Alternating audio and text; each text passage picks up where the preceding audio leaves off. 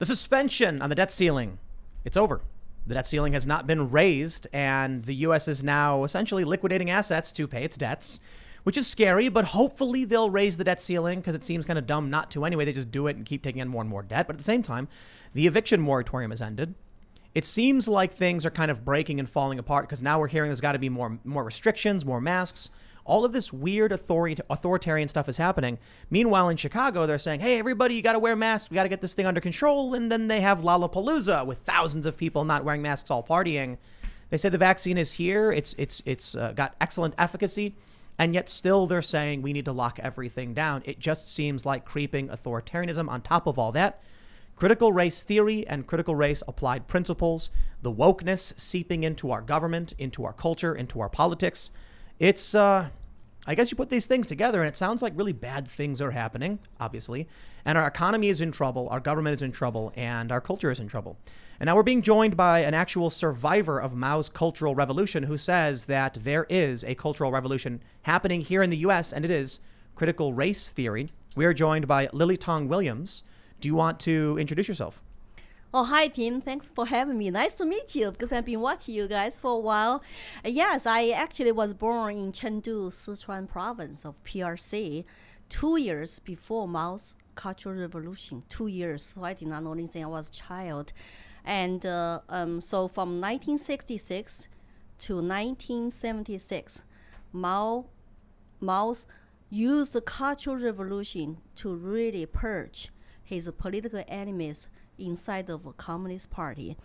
Do you know about the Great Leap Forward? Oh, yeah. From 1958 to 1961, Mao, basically his policies made a estimated 20 million to 40 million Chinese died of mass famine. We were told, of course, later, I was too young at that time, not born yet. But when I was growing up, they said that was 3 years natural disasters. Wow. That lie, I did not know anything about it until I come to this country. I discovered the truth. But today, in mainland China, 1.4 billion people, I bet there are still majority people don't know the truth. If they know, they might not be so, like quiet and passive. We'll just let them continue to rule over them. Yeah. And so Mao basically lost some power. We got a new, called the President Liu Shaoqi, and he saw him as a threat with his supporters. So Mao went outside of Beijing and used the, what you call naive college students, idealistic, who worship him, to start cultural revolution, to say we're going to get rid of 4 oaths. What is the 4 oaths? You can even make that connection today. It's called old culture, old custom, old ideas, and old habits. Let's use cultural revolution, get rid of all those. So change names and change last names of your family members to cut ties. So all that stuff we can get into. Yeah, a lot of it's like 1984. They said the statues were taken down. The names of streets were changed. Yes. Everything that was old was purged. We'll talk about all of that. And we'll talk about your story. We're also hanging out with Ian. I'm very excited that you're here, Lily. Thank you for coming. My pleasure, Ian. And I am also excited to be here and listen to your stories because I think this is exceedingly important for this time in American history, unfortunately. And before we get started, head over to Timcast.com, become a member, and you'll get access to exclusive members-only segments from this show. They go up around 11 p.m. Monday through Thursday, and you'll get an advertisement-free experience on all of our news articles, as well as just generally supporting the work we're doing as we're expanding. We just had a meeting about one of our other shows. We just had people fly out for another show we're doing, totally cultural shows, by the way, because we want to inspire people to have a good time and not always just be talking about politics and getting people down. We want to inspire people to do things that can actually help bring about positive change. Talking about it, complaining about it isn't enough.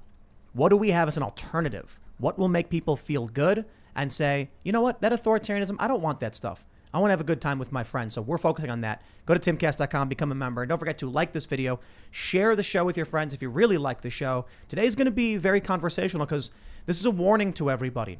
We've said in the show many times that critical race theory, critical race applied principles, leftist identitarianism, whatever the word is, we can see what's happening. And they use different ways to manipulate. They'll say, oh, it's not critical race theory. Oh, wokeness doesn't mean anything. Oh, that's a pejorative. Oh, social justice. They change the word every time. That's why I say wokeness or leftist identitarianism, whatever you want to call it.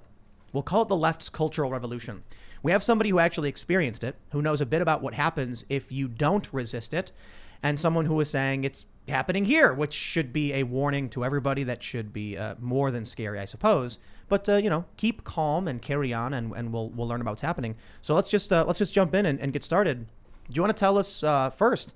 Let's start here in America. You said that what's happening here with critical race theory, and I think it's important to mention it's well beyond critical race theory. But these changes we're seeing from the left, this is a culture revolution in America. Well, as somebody who survived Mao's Cultural Revolution, it's very terrifying to see lots of similarities.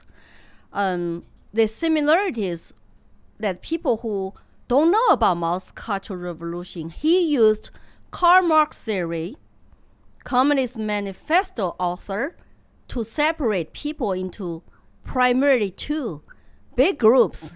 We all heard those names: oppressor versus oppressed. And who are under oppressors group in Mao's China?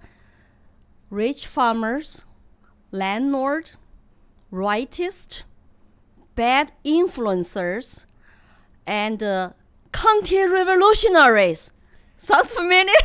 Bad influencers. Yeah, who are those people? And rightists. Yes. That's like basically anybody. They could just be like, you're a bad influencer. Anybody who is not in line with Mao's party, which is one party ruling China today, CCP, China's Communist Party, and anybody who disagrees with the party policies or trying to offer some suggestions to say we can improve China better, maybe by doing better economically, you all can be classified as the so-called black classes, 5 classes. They're under oppressed. I was one of supposed to be oppressed, called workers, peasants, Communist Party members, officials, People's Liberation Armies. Because communism is all about proletarians rule, workers unite, right? Have you heard that before, Marxist terms? Mm-hmm. Oh, you could call that equity today. Do people even know that's a communist term? Equity, equal outcomes by forcefully doing wealth redistribution. That's what Mao did. He promised we're going to have, land taken from the rich, give to the peasants. We're going to take over all the private properties like factories, industries, so we can give to the people equally. People always buy into that kind of promise that never came. Never came. And how many people did he kill to enact that vision? Under Mao, 20 to 40 million people starving to death during the Great Leap Forward campaign he did from 1958 to 1961. Then, during his 10 years Cultural Revolution from 1966 to 1976, 20 million people died. Wow. Add those numbers together. Our kids have no idea when I tell them, do you know more people died under Mao's Communist China than Hitler? No, did not know that. Too bad we don't emphasize the horror of communism, especially under Mao. I went to Venezuela once, and I went to a protest. The people who were protesting were described as wealthier, more upper middle class, more successful business owners. And I noticed something interesting, that in a lot of places, you mentioned that people always buy this lie that we're going to take from the rich and give to the poor. Well, it's simple. They're saying we're going to give you stuff.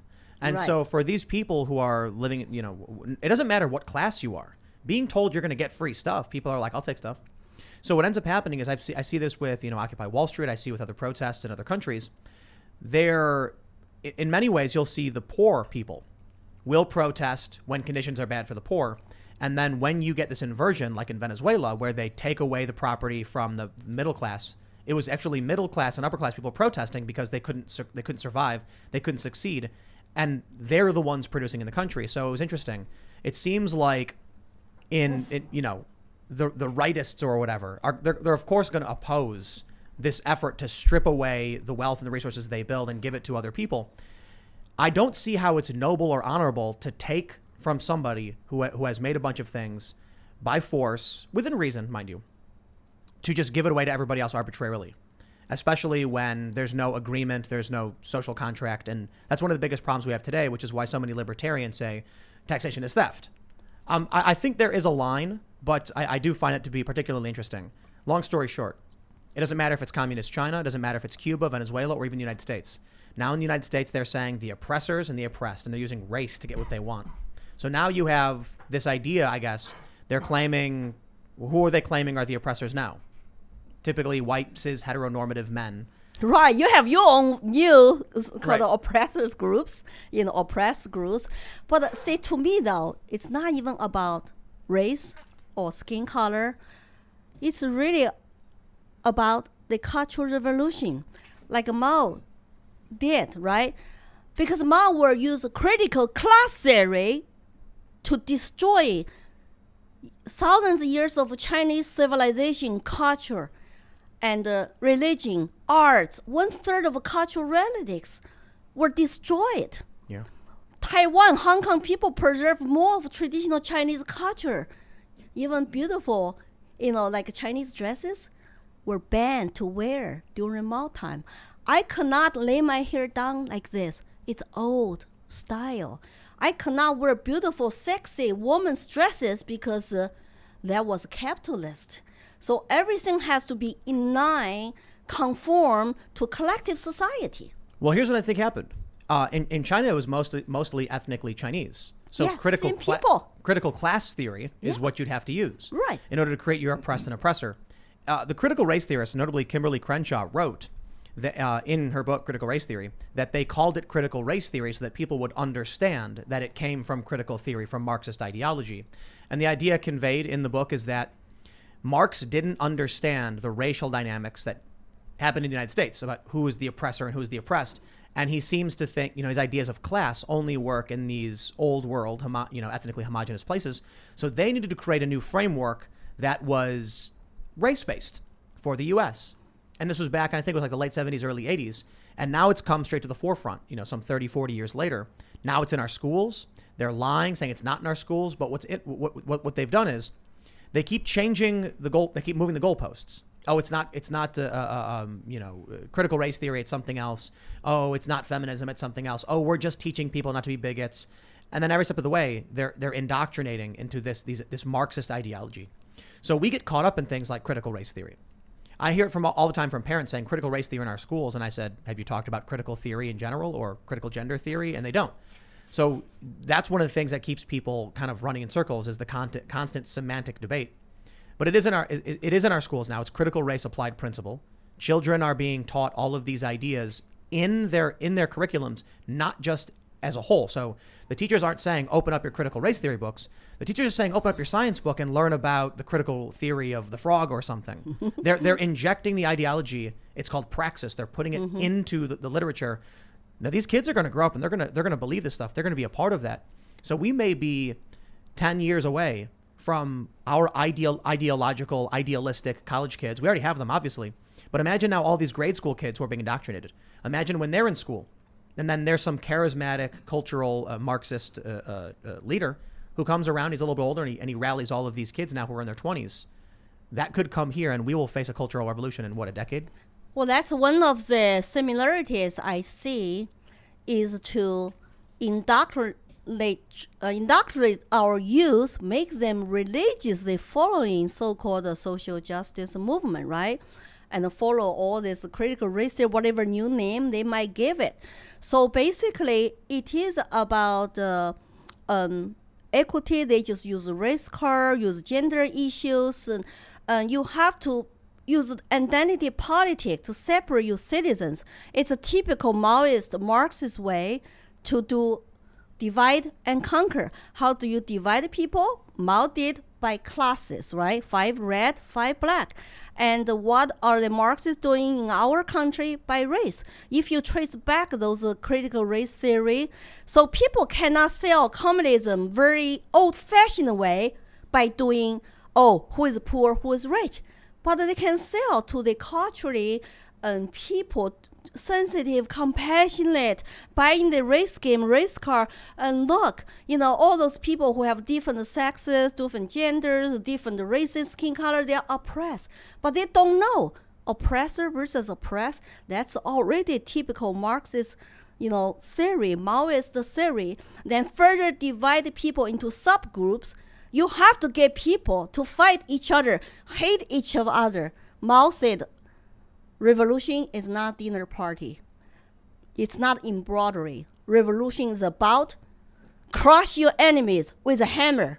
That's what the Communist Party symbol is, right? Mm-hmm. Use violence. Scare people. Were you scared last year when you see what's going on in our streets? Mao also used young people to top down the statues, destroy the cultural relics, and looting door to door by red guards.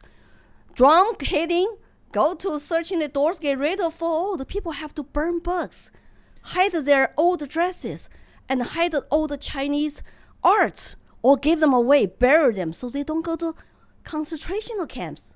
People don't get this. They don't get this. When the statues were being torn down, these are the stories we read about in these books.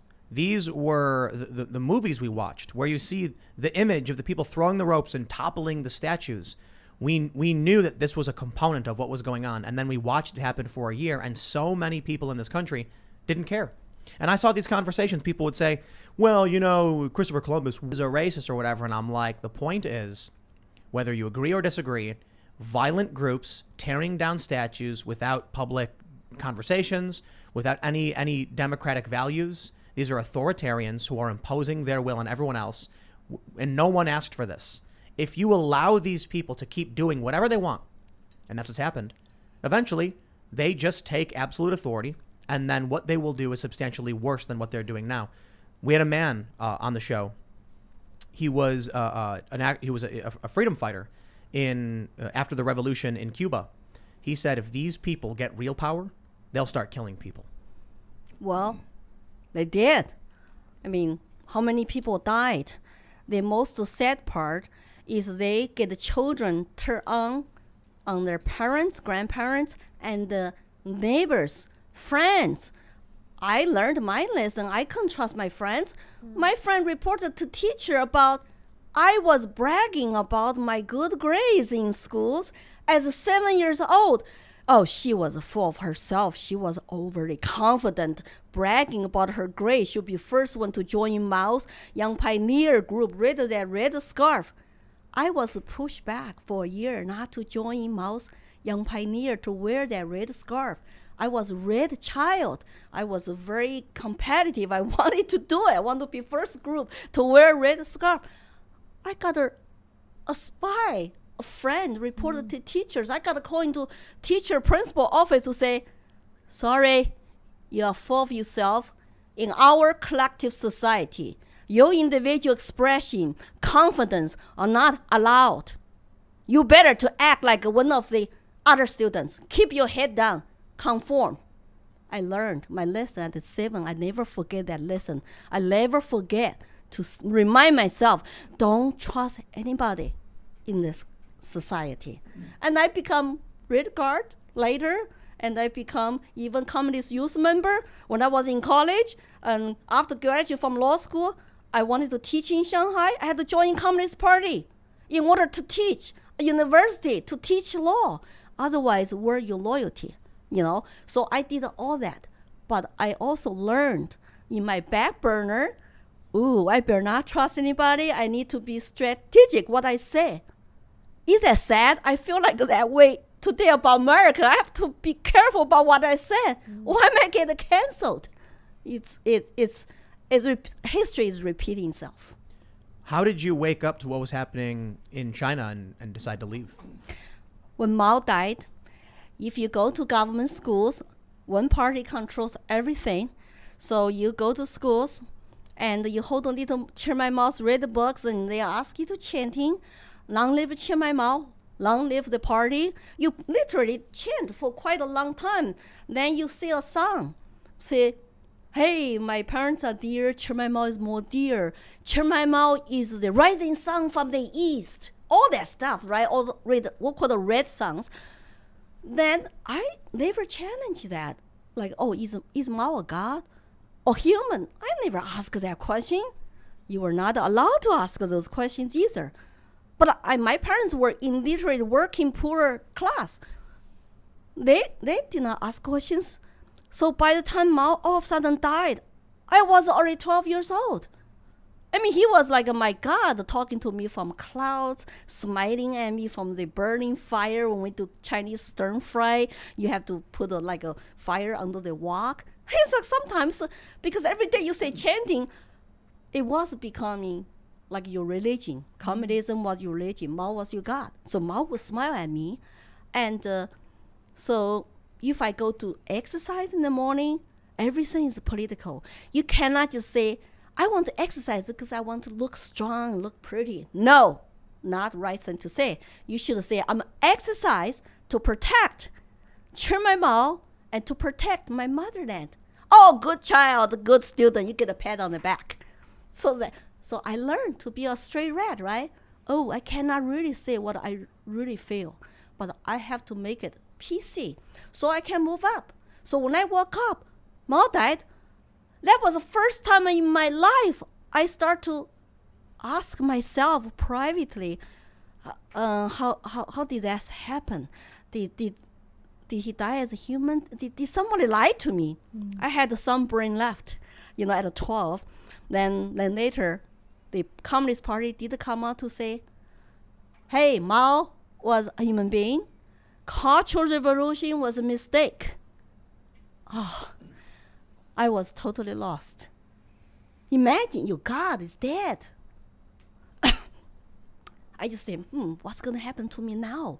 My generation, my parents' generation, and Red Guard generation went to concentrate for 10 years to worship him and serve him, and then later lost 10 years life without degree, without wife, without anything. How about those my uncle generations? I was lucky I did not go to countryside for 10 years because I was too young. So people who are 5 years older, 7 years older than me, they all went to countryside. After Mao used the young people, he threw them under the bus. Go to countryside. We don't need you anymore. I'm already become a godlike leader. And the rule of law was gone. Police were told to standing down. Military was all loyal to the party. So people were caning people in the streets. Sounds familiar? No law, no rule of law, no order. Defund police, okay? So my uncle generation went to countryside. I was lucky to have even time to ask a question, what happened? So I decided I'm going to search for truth by going to the best university, which was all schools shutting down during the Cultural Revolution. And I could go back to school and study for a few years before I could go to college, pass this national college exam. So I wanted to search for truth. Of course, in law school, my dream, my ambition was gone. I got lost again. That's when I start to wake up to say, maybe I should look for other options to get out of China. I will not be happy and free in this country. When I went to law school, first week, our professor said, what is law? It's called a law theory class, Soviet Union style. Law is not what you think, because I thought it was for justice. No, law is a tool for the party to use to govern the masses. It's the typical word, the masses. You are not an individual, Tim. You are one of the numbers. You are one of the masses. So that's my truth I was looking for. I could not change China to a society rule of law. It would be always ruled by men, by a few madmen, dictators who want to be tyrants and emperors. So I started to become really rebellious. College in the 80s was best years of my life up to that point, because we were going through cultural renaissance in the 80s. And Deng Xiaoping said, okay, let some people get rich first. Let the kids hair laid down. They can wear blue jeans. They can have dancing parties. So I went to dancing party every night. Did not even feel like study anymore. Just wanted to listen to classic music and even Chinese style rock and roll. I remember I learned the disco in college in the 80s. But it was already over, right? It was 60s disco. But in the 80s, I was dancing disco in China on college campuses. That was great. First time you feel the freedom, even shake your body. Because you could not even move your body. You could not dance. You could not sing the songs you love. You could not date. And you could not wear beautiful clothing. I never learned how to do makeup except lipsticks. All were capitalist styles were banned. So by the time I went to college, I could do disco, shake my body anywhere I see fit. It was truly a liberation moment. But that was in China. Yes, college campus in the 80s. Wow. I was in college 81 to 85. But if that all that good stuff was happening, why would you leave? Well, when you were a Japanese college student is one story, but when you get a job by the state, everybody got a guaranteed job. As a college student, there was no labor market yet. It was totally still communist kind of style economy. Central planning, everybody got a guaranteed job. So I wanted to stay in Shanghai to teach because if I go back to Sichuan, Chengdu, it was more isolated. It was less Western. But we got foreign students and foreign professors on our college campuses. One American student changed my life. He told me about America. He put something in my head. Hey, Lily, come to my dorm. I show you something from America. I saw was some piece of art and cool stuff. Mm-hmm. He showed me a pocket constitution. Wow. Oh. He was not supposed to. That's why he was not trusted. For any college student to see a foreign student or foreign professor, you got to register. There's an old lady or old man as a gatekeeper there. Register my name, my major, my dormitory address. What are you going to talk about? Time in, time out, who are you going to visit? It's all tracked. So by the time I went to his dorm, he showed me this. He told me about Declaration of Independence. Just my English was so bad, I couldn't understand. He just read to me very slowly. We held those truths to be self-evident. What? All men are created equal. What do you mean? Well, Lily, you are a woman, you are Chinese, you have yellow skin, but you are creators, daughter and son. Your rights come from God, not from your government. You have an individual right. Nobody can take away from you. That's in Americans' founding document. My light bulb just came on. I never heard of individual right. I have a right? Me, by myself? Not from my government? You know what? Next time when I went back to see him, I refused to register. My light bulbs were not turned off. It's like I found some critical term called the individual right from God. But I had to cheat because if you don't register, you get caught. The police will take you away. So I had to just, when lady goes to pull the tea, go to bathroom, I will sneak upstairs. And then we'll run downstairs very quietly. And then he told me more about Constitution, separation of powers, and the right to vote, Bill of Rights, most important, Second Amendment right. It's like, wow, this is can you imagine my feeling? It's like I have this, it's like finally I was searching for something, and I found it as a junior year student in college. But still, I wasn't ready to leave China because I still had hope to change my country into rule of law. I just like what I heard from him, those new concepts. I just did not want to complain anymore. So I'm still continue to be a business college student, skip classes. You know what you do when you go to college that time? 6:30 in the morning. It's like a loud concentration camp in Germany. 6:30 in the morning, big speakers come on college campus. Dun, dun, dun, dun, dun. Time to wake up, students. Time to go to school. Time to go to work. You cannot sleep in. But you can wait until that's over, be quiet, then sleep in, skip classes. So I was very rebellious because I said, what am I going to study law for? I was told law is not for justice. But I still wanted to try. I haven't given up my dream, my ambition yet. But Did you see, I'm assuming you did at this time, injustice? the authorities hurting innocent people, arresting and rounding up innocent people? No. Government control all radios, all TV stations, all peer articles, all newspapers. You only hear good news. But Great. Did you ever witness it yourself? I witnessed two neighbors when I was growing up in a community courtyard where my parents lived with us. Two neighbors disappeared. I witnessed people who have better positions inside the state factories got a better food rationing coupons. And I had to babysit because everything they said supposed to be free. They were never free except our community courtyard. But a family share one bathroom, one water faucet. Would you like to live there? It was hell no. It's like so about poverty. That was real poverty. So I went through that. But I did not know how really bad this dictatorship, one-party system is. I was very patriotic. I was brainwashed to love my motherland, love the party until I went to college. I become rebellious. Then my night bulbs came on, but I still graduated. I got a job in Shanghai to become a faculty member of law school. That's when reality kicked in. I could not even go to dance and party anymore because every university department controlled by who?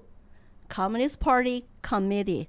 They are in your university with every department. If you have a business today, private business in China, you have over 100 employees, the party come on your site, supervise you, make sure there's no any threat to national security. So when I become law school faculty, they say, well, you got to join the Communist Party because you teach law. Law is a state government tool to govern the masses. So I did that. But after 1 year, I just feel like, oh my God, I could not ever have academic freedom. I could never do what since I wanted to do. So I decided, here's a country called America. Maybe I should plan my escape. You need a permission to leave, Tim, to get a passport, to quit your job. It's not like, oh, I'm just going to pack my bag and leave. No, they track you by household registration. So my household registration was in Chengdu. So my status was my family in Chengdu. But I have my personnel file individually in Shanghai. So I could not just pack up, leave. You're supposed to stay where you're supposed to stay. So when I tried to come to America, I had to change my attitude. I had to change my strategies to butter up my Communist Party committee for permission to quit my job, to leave for America. It was 2 years long process, and you could not trust anybody to tell anybody, I plan to leave. I will never go back. No. So I basically just say, well, I need to go to university to get a master's degree so I can come home, serve my country better. And so he said, well, your attitude is not good. You were not speaking up, support party policies during your weekly political study meetings. So I say, okay, I'll do better. So I started to go to my weekly meetings. And remember, my light bulb came on. I was most times sitting there quiet. Don't say anything because I don't buy into that anymore. But I had to change my behaviors. Okay, I support the policy. Great. Good news. In order to leave. So finally, wow. I got his permission to go apply for passport, to go to graduate school in UT Austin, Texas. That was 1988. So before we get into what it was like when you first, are getting out of China, I wanted to ask you, experiencing, you said neighbors disappeared? Yes, for no reason. And recently, one of my junior high school students used to be on WeChat. All of my junior school good friends in my hometown, they don't know where he is. When you were younger, did you understand what it was to have someone disappeared? No, I just know the adults sometimes whisper. I was a child. I lived in that courtyard until we were about 16 to move to another better place. But this 8-family share courtyard I was always curious when the people were talking about something, like comments on society, the government. I would like to ask a question. They always say, shh, quiet. Go there, sit there. You child, don't say anything. I just heard 2 people just gone.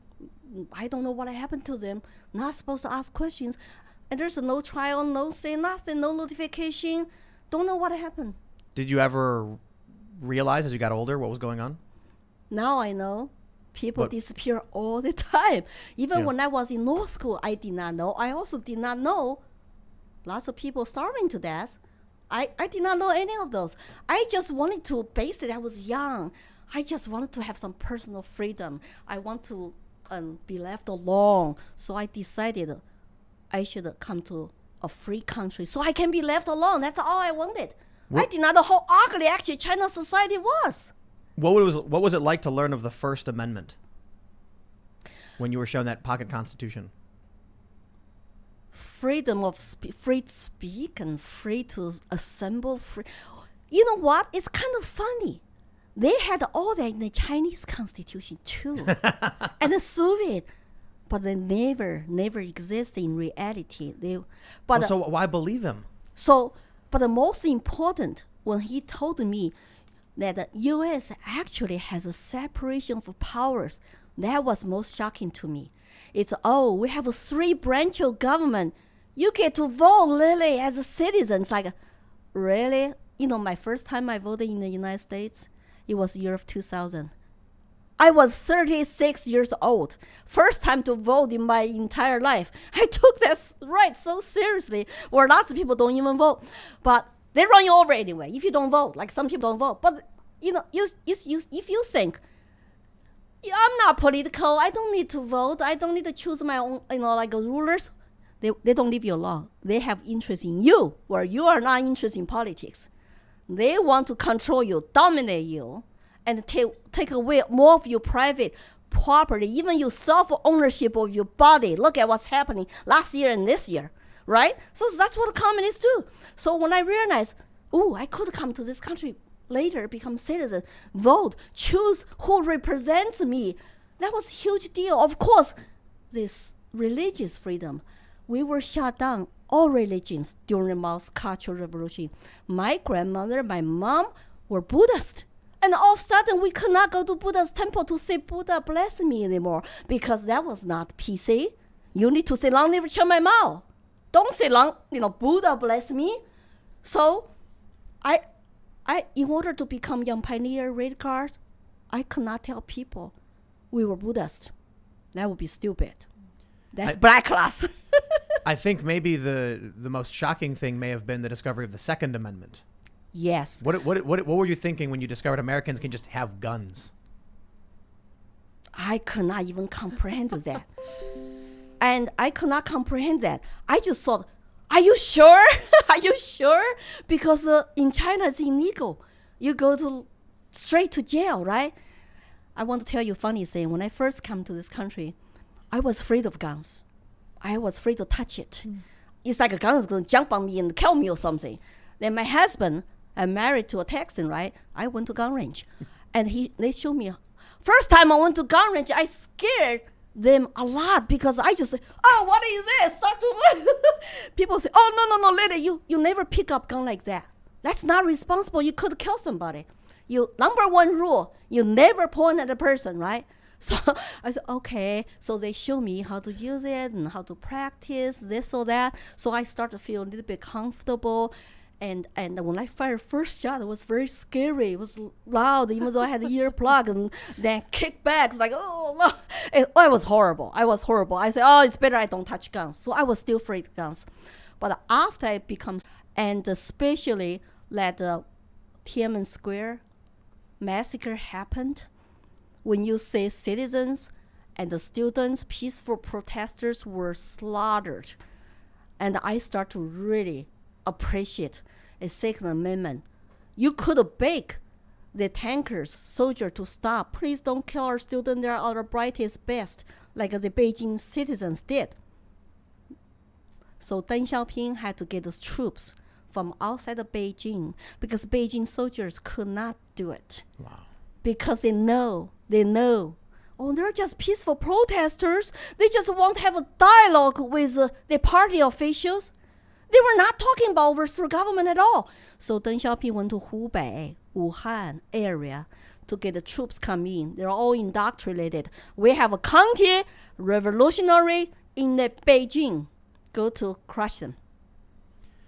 They knew the power of college students. they used the young ideological college students in the first place. So naturally, they understood that these people would bring about change. Yes. They stopped them. So if you are not in line, you are late. Revolutionaries. Very sad. Since 1989, the case is sealed. Those students are counter-revolutionary according to China's law. So the moms, dads were waiting for years trying to get the case overturned. If they couldn't do it. It's a banned word on internet. You cannot even search Tiananmen Square massacre. Did you know about Tiananmen Square massacre when you were living in China? Oh, I was here in 1988. Oh, okay. So I watched the whole thing. I was so sad. And I had a friend who worked for Xinhua News Agency in Beijing.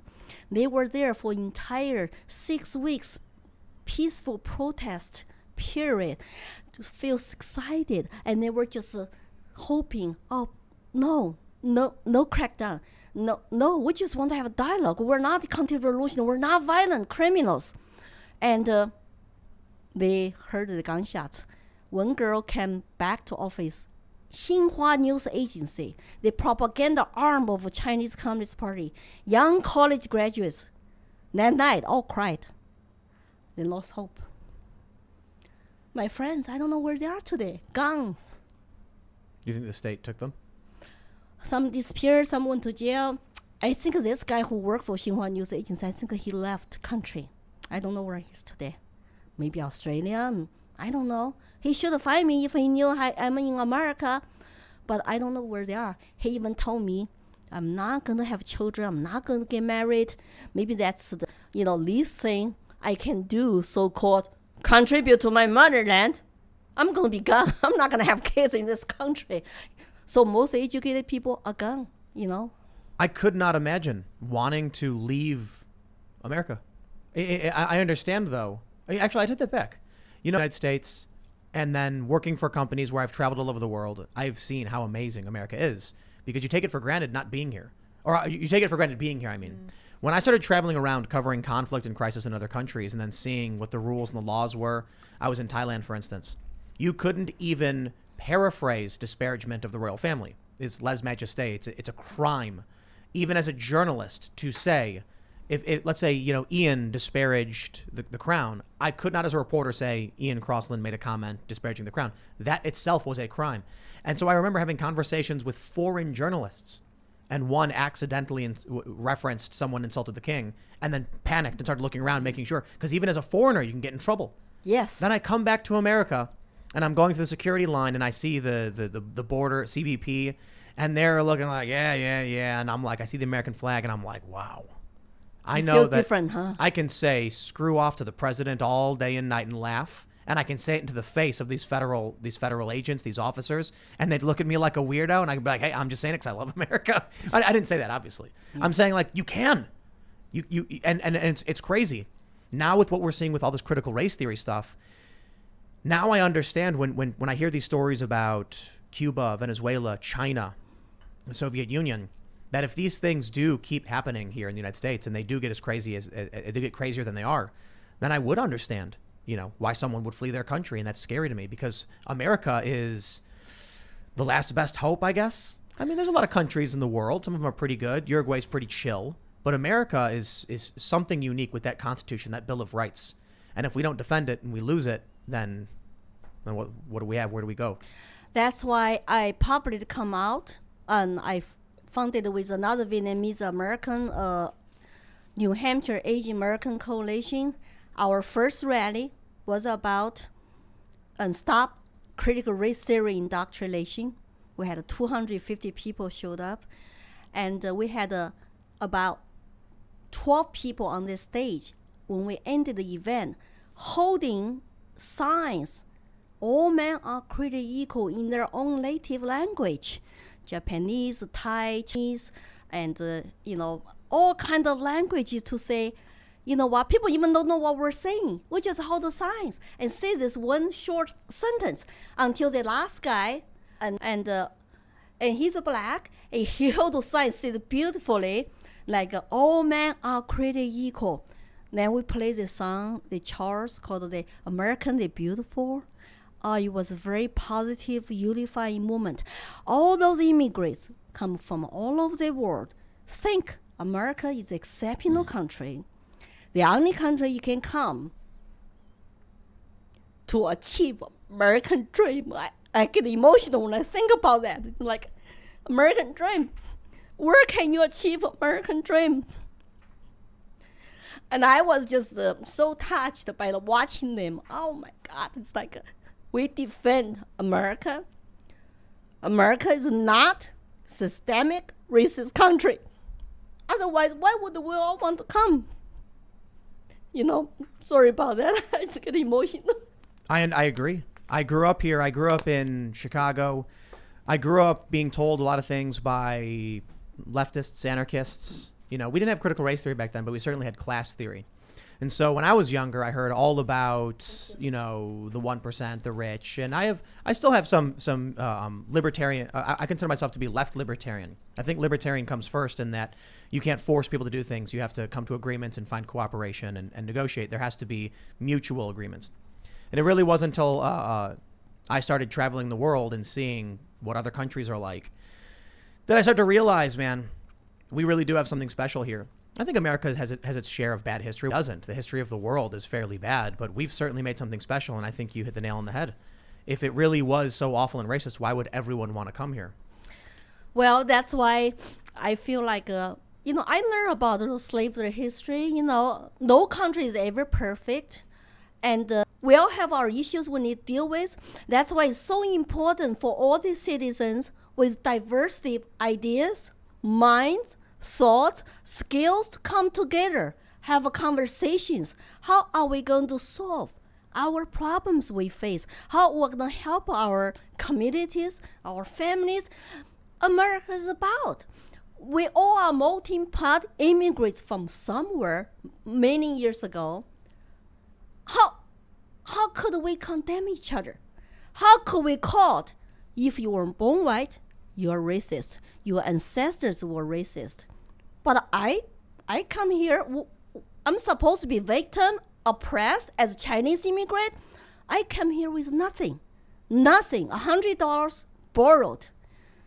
And I owe my professor, sponsor, $1,200 in debt. I could not even speak English. I was about 24 years old. I walk away from a country, my family, friends, and in a foreign land. And American people opened their arms to welcome me, to offer me their homes, free items, kitchenware, blankets, clothing, because I was a poor graduate student. And I lived in Austin, Texas, a traditionally very white neighborhood. They were so warm to me. Let's start from the beginning, because we left off, you had left China. So tell me what it was like. You're finally leaving China, coming to America. You knew, and no one else did. You had been planning this for years, convincing everyone around you that you loved the party, that you were working for the party, and that with your new degree from America, you could come serve the Chinese Communist Party. But really in the back of your mind, once you got on that plane, you were going to go cross that border in America. You were going to stay in America. So what was that like? So when I get the permission to leave, here's a trick. My party boss said, okay, I will give you paper to go apply for your passport. Even though I got into graduate school on my own time, on my own dime, my own efforts, find American sponsor, all that stuff.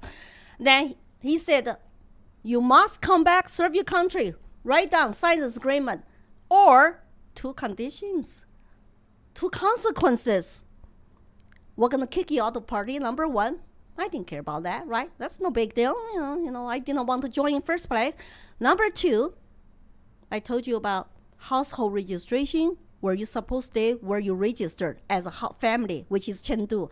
Then your personnel file, who travel with you, secret file that the Chinese Communist Party officials and your employer share with each other. You are not allowed to say what's inside. Your family, parents were never allowed to say what's inside. My personnel file was in Shanghai with me when I was working in Shanghai. If I don't go back, they're going to send my file back to Chengdu, Sichuan, Western Province, next to Tibet. So I will lose opportunity to have a better career, better living standard, better pay in Shanghai, getting my law school job back. That was a tough one. That really pushed me to the corner. I better make it in this country. I don't know how. I didn't have anything to start with. Couldn't even speak the language. I just had this big ambition and big determination. I'm gonna make it. I'm gonna make it. I don't want to come back to this one-party rule state. I want to be free. I want to have prosperity. I want to get rich. That's how I told my friends. Please, I'm going to America. I need $100. I did not have that money. $10 here, write down their name. $10 here, borrowed. I'm gonna get rich. I'm gonna pay you back. 20% interest. How is that? I raised $100. Come to this country, but I was still a little bit scared because I really don't know how I'm gonna pay bills. You know what? I feel so blessed. The first night I come to this country, my sponsor picked me up, 1988, May 11th, at Austin Airport. Let's go see your neighborhood, because he lives next door to my graduate school dean. So let's go say hi to your dean first. I said, I'm tired. I was airsick. I threw up during my flight. I looked pale. Then my whole family is waiting. So I showed up at the door, knock on the door, and here's this very earthly mother, like dean, professor, said, welcome to Texas, with a garden rose, a red rose from her garden. And then she turned around to say, meet my oldest son, John. And then another son, other kids behind John. So I met my future husband the first night. I arrived in Austin, Texas. And I thought I just came over from 1.2 billion Chinese, and he looked really dark blue eyes and big nose. I thought he looked alien-like, but he was very nice to me. And he said, would you like to visit campus next day? And very slowly, my English was not good. I said, okay. They thought I was shy, but because I could not speak English, I was tired, I was sick. So next day, he took me to tour the UT Austin campus and took me to Dinosaur Museum. And all I heard is source. I don't know what kind of dinosaurs. I said, can I go home sleep? Because I'm very tired. And he was very patient. So I learned English from him. I would write down my new vocabulary, find a dictionary to learn English. And his mom was next door.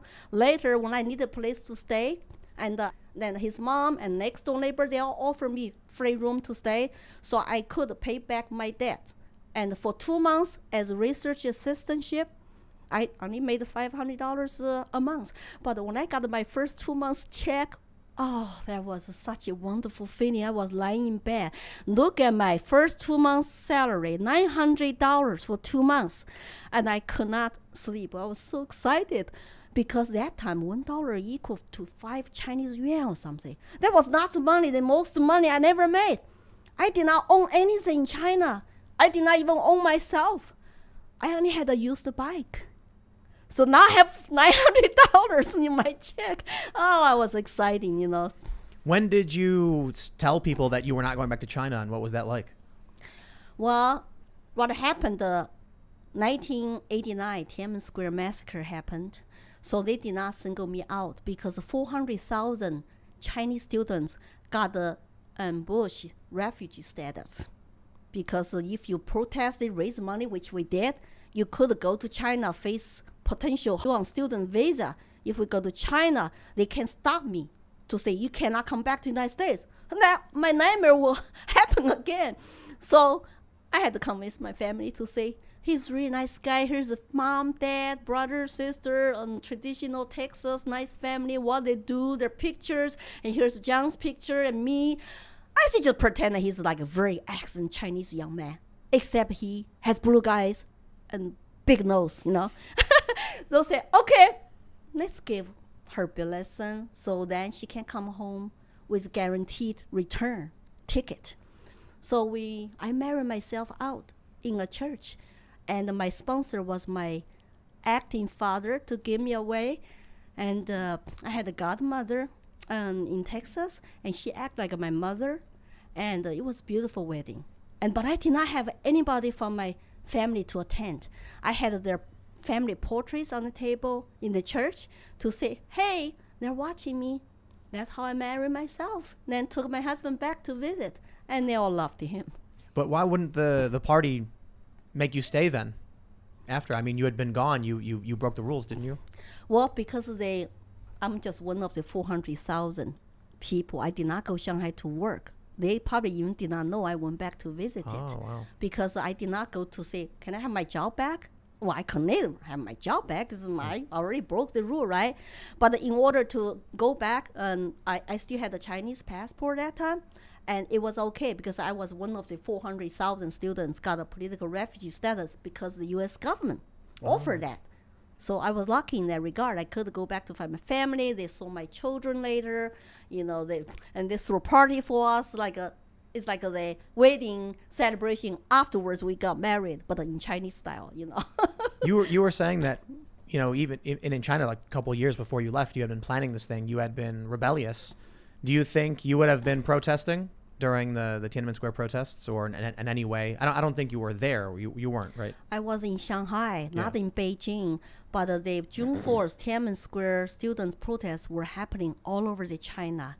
So when I went back, year of 1990 with my husband, guess what? My family act really weird. We will say hi to neighbors, have friends come over, have a big feast. When everybody's gone, just my favorite uncle and his wife left in the room. Then they locked the door. Now tell us, what do you know? See? Wow. They were asking me, what do I know about the Tiananmen Square 1989? What is the foreign press saying? What did I see on TV? I told them the truth. They did not know the truth, but they saw with their own eyes. Students, even in Chengdu, protested and got crushed. So the crush of students is everywhere in China, not just in Beijing. Only thing you saw on CNN. But they were all over. I had a friend in Shanghai. He got thrown into jail.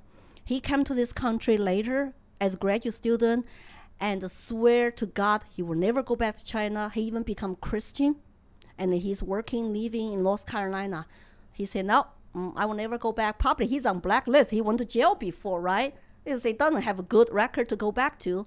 And so we talk sometimes, and he's very busy now. He's not very politically active, but he tell me, though, well, I really don't want to go back to China. I don't care. I care more about what's happening in America now.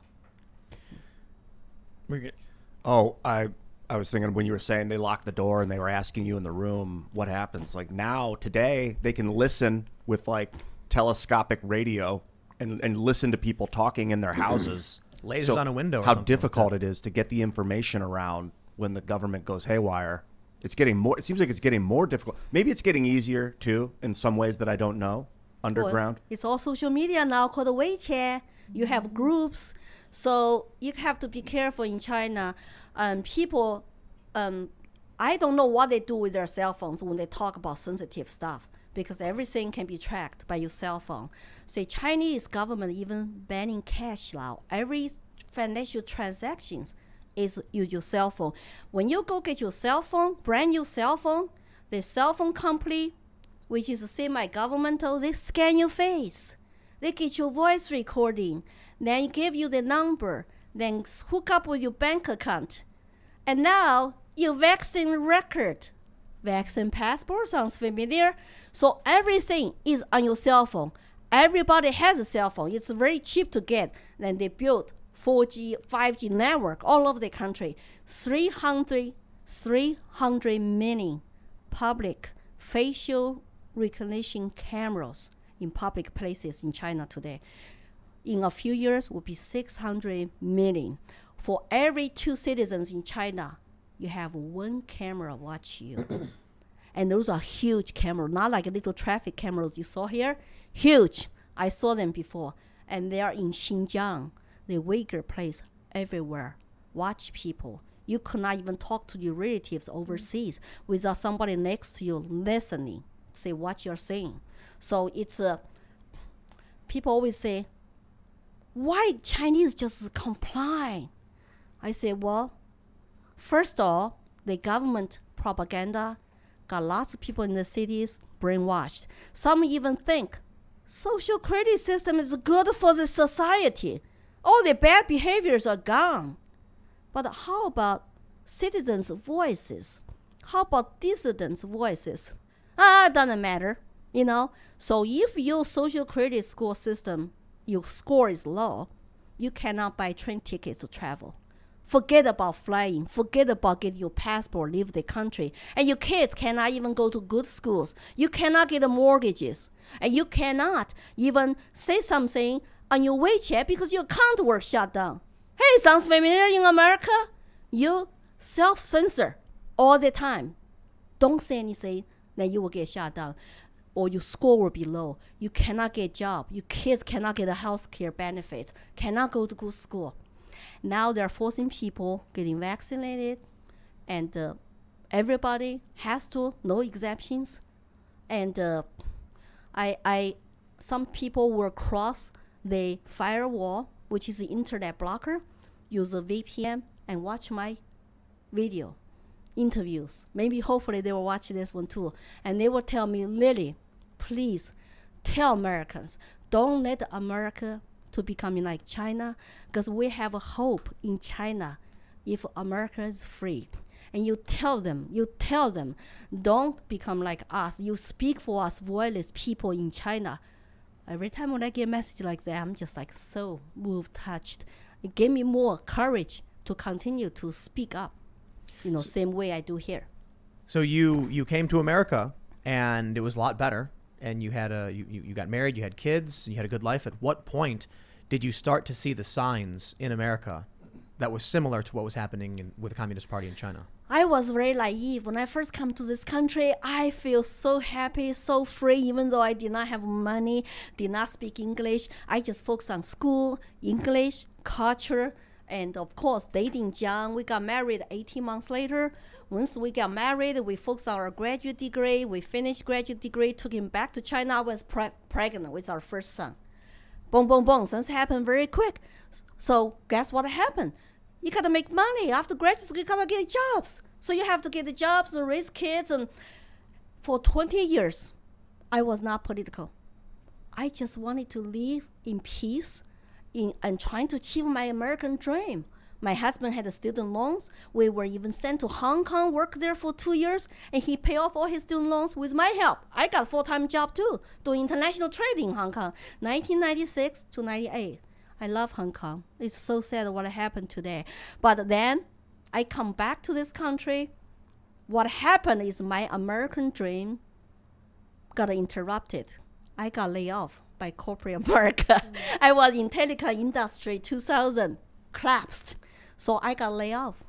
And we had a big house, mortgage to pay, our dream house with 3 kids. I started my business. I always wanted to be self-employed.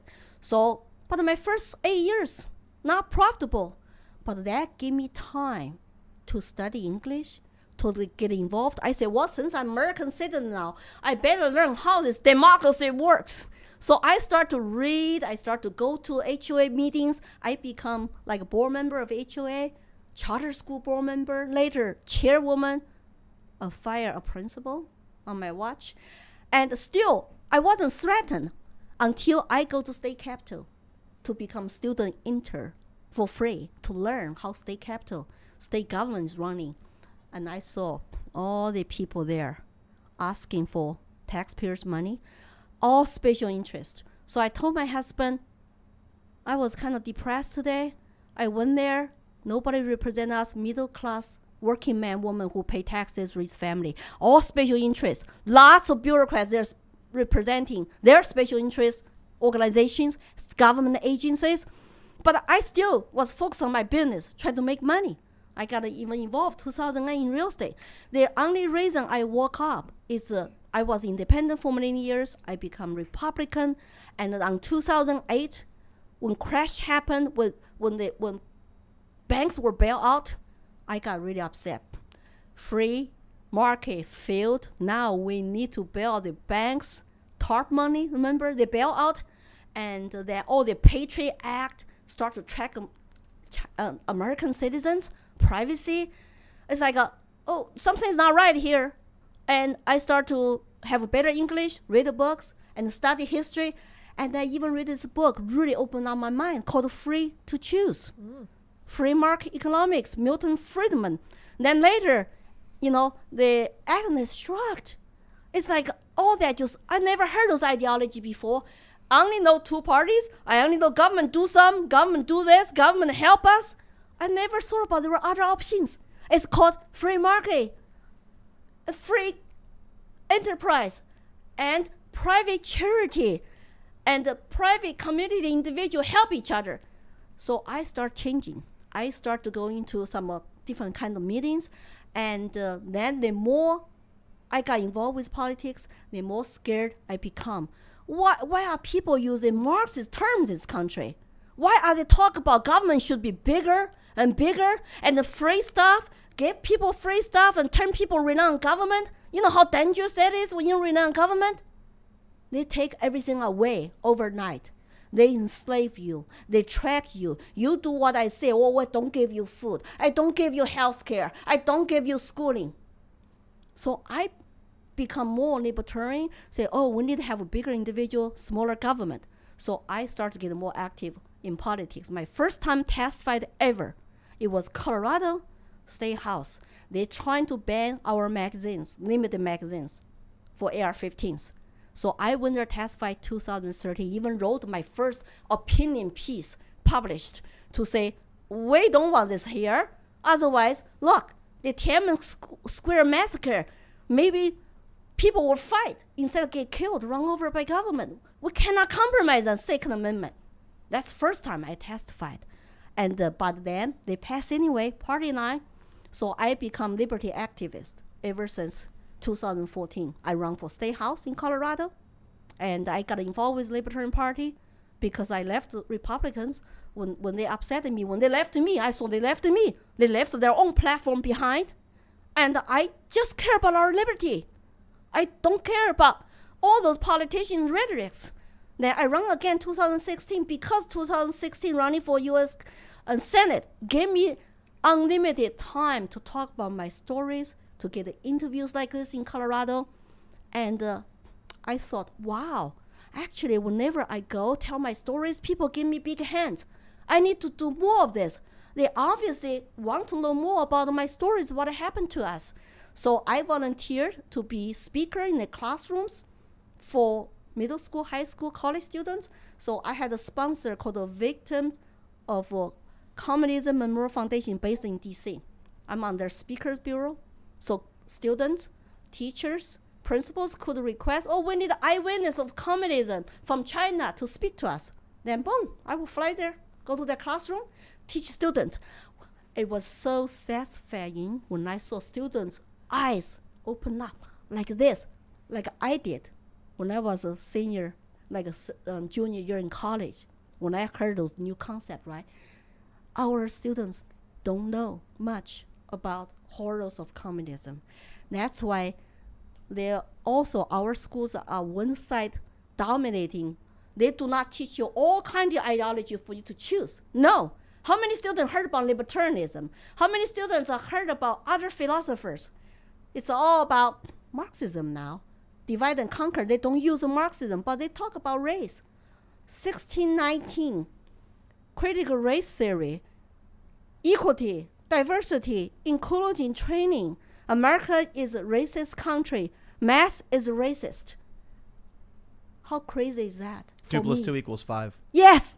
So, number one rule for the party, I know this, just like 1984. Number one rule, party is always right. Number two, repeat the same talking points every day, even though they're big lies. Every day, repeat it. Every day, same time. Everybody, every media. The lies will become truth. People will no longer question. Is the United States learning from Chinese Communist Party tactics? Why? If they are taking their hardcore tactics, why? We got to ask that question. I'm sorry. No, you're in it. Yeah. So, American citizens need to ask more questions. And it doesn't matter how much you're afraid to be caught, you are racist. That's why I like hearing it from your perspective, because it's not just like, it's like I'm able to figure it out on my own through your vision, like kind of seeing what you saw. It's almost like I went through it. So I'm able to realize how important it is. You mentioned the Democratic. Did you say the Democratic Party or the American government, or whatever? But I'll just rephrase it. We had Jack Posobiec on the show, and he's mentioned this a couple times that we all believed that if we opened up to China and we went there and said, look at all of our amazing capitalism, look at our amazing constitution, that they would say, this is brilliant and we want to adopt it. Instead, what happened was that many politicians went over to China and said, wait a minute, you built this building. How fast was it done? You mean you just snapped your fingers and you just removed the residents and then got to build your building? You mean you built this road in how many days? Wow, in America, we have to deal with all this bureaucracy. How do we do it? And so the idea, I suppose, is that what ended up happening was Americans realized that it's faster and easier if you just trample over people's rights, and the Chinese Communist Party certainly figured it out. Now they started importing that here. Why bother with going to a court because you've got to deal with one person's rights? It's like that movie Up. You ever see that movie Up, where the old man has the home and the city is built around it, but he won't sell it, and they want to take it from him, but he refuses. So what starts is this little house on a hill, and then after 30 years or so, there's skyscrapers everywhere. They want to build the building, but his house is still there, and they can't just take it from him. Well, that movie wouldn't happen in China. It would be banned. Well, probably. First of all, yeah. But if you made the movie Up in China, it would be 3 minutes long, where the guy says, you can't have my house, and they say you never owned the house in the first place, and then they just steamroll it and then build a building. Well, during the urbanization process of China, so-called modernization, building, skyscrapers, high-rise housing, they actually mislocated lots of people. And you talk about eminent domain is bad in America. Talk about China. I have a friend in New York City now. She's a political refugee. She had a 10 years, 15 years factory producing product services during the economic boom. And she got rich because of that. All of a sudden, the local government said, we need your land to build high-rise housing because land belongs to the state. Remember? All the land, all the natural resources belong to the state in China. If you build something, it's only the structure on top of the land is yours. But even for that, they want to flat it. And she went to court, did not want them to abolish her factory. Then court even said, it is her factory. You cannot do this. It doesn't matter. One party rule. They control courts. They control everything. So the local government, like mafia, they bulldozed her factory. And she had to flee to come to this country in order to try to get her story told. She even tried to handle her paper to when she was visiting here.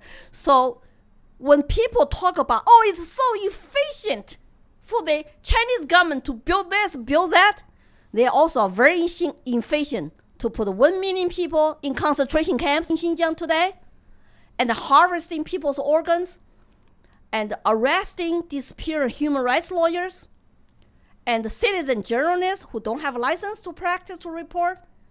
So do we want to become like them?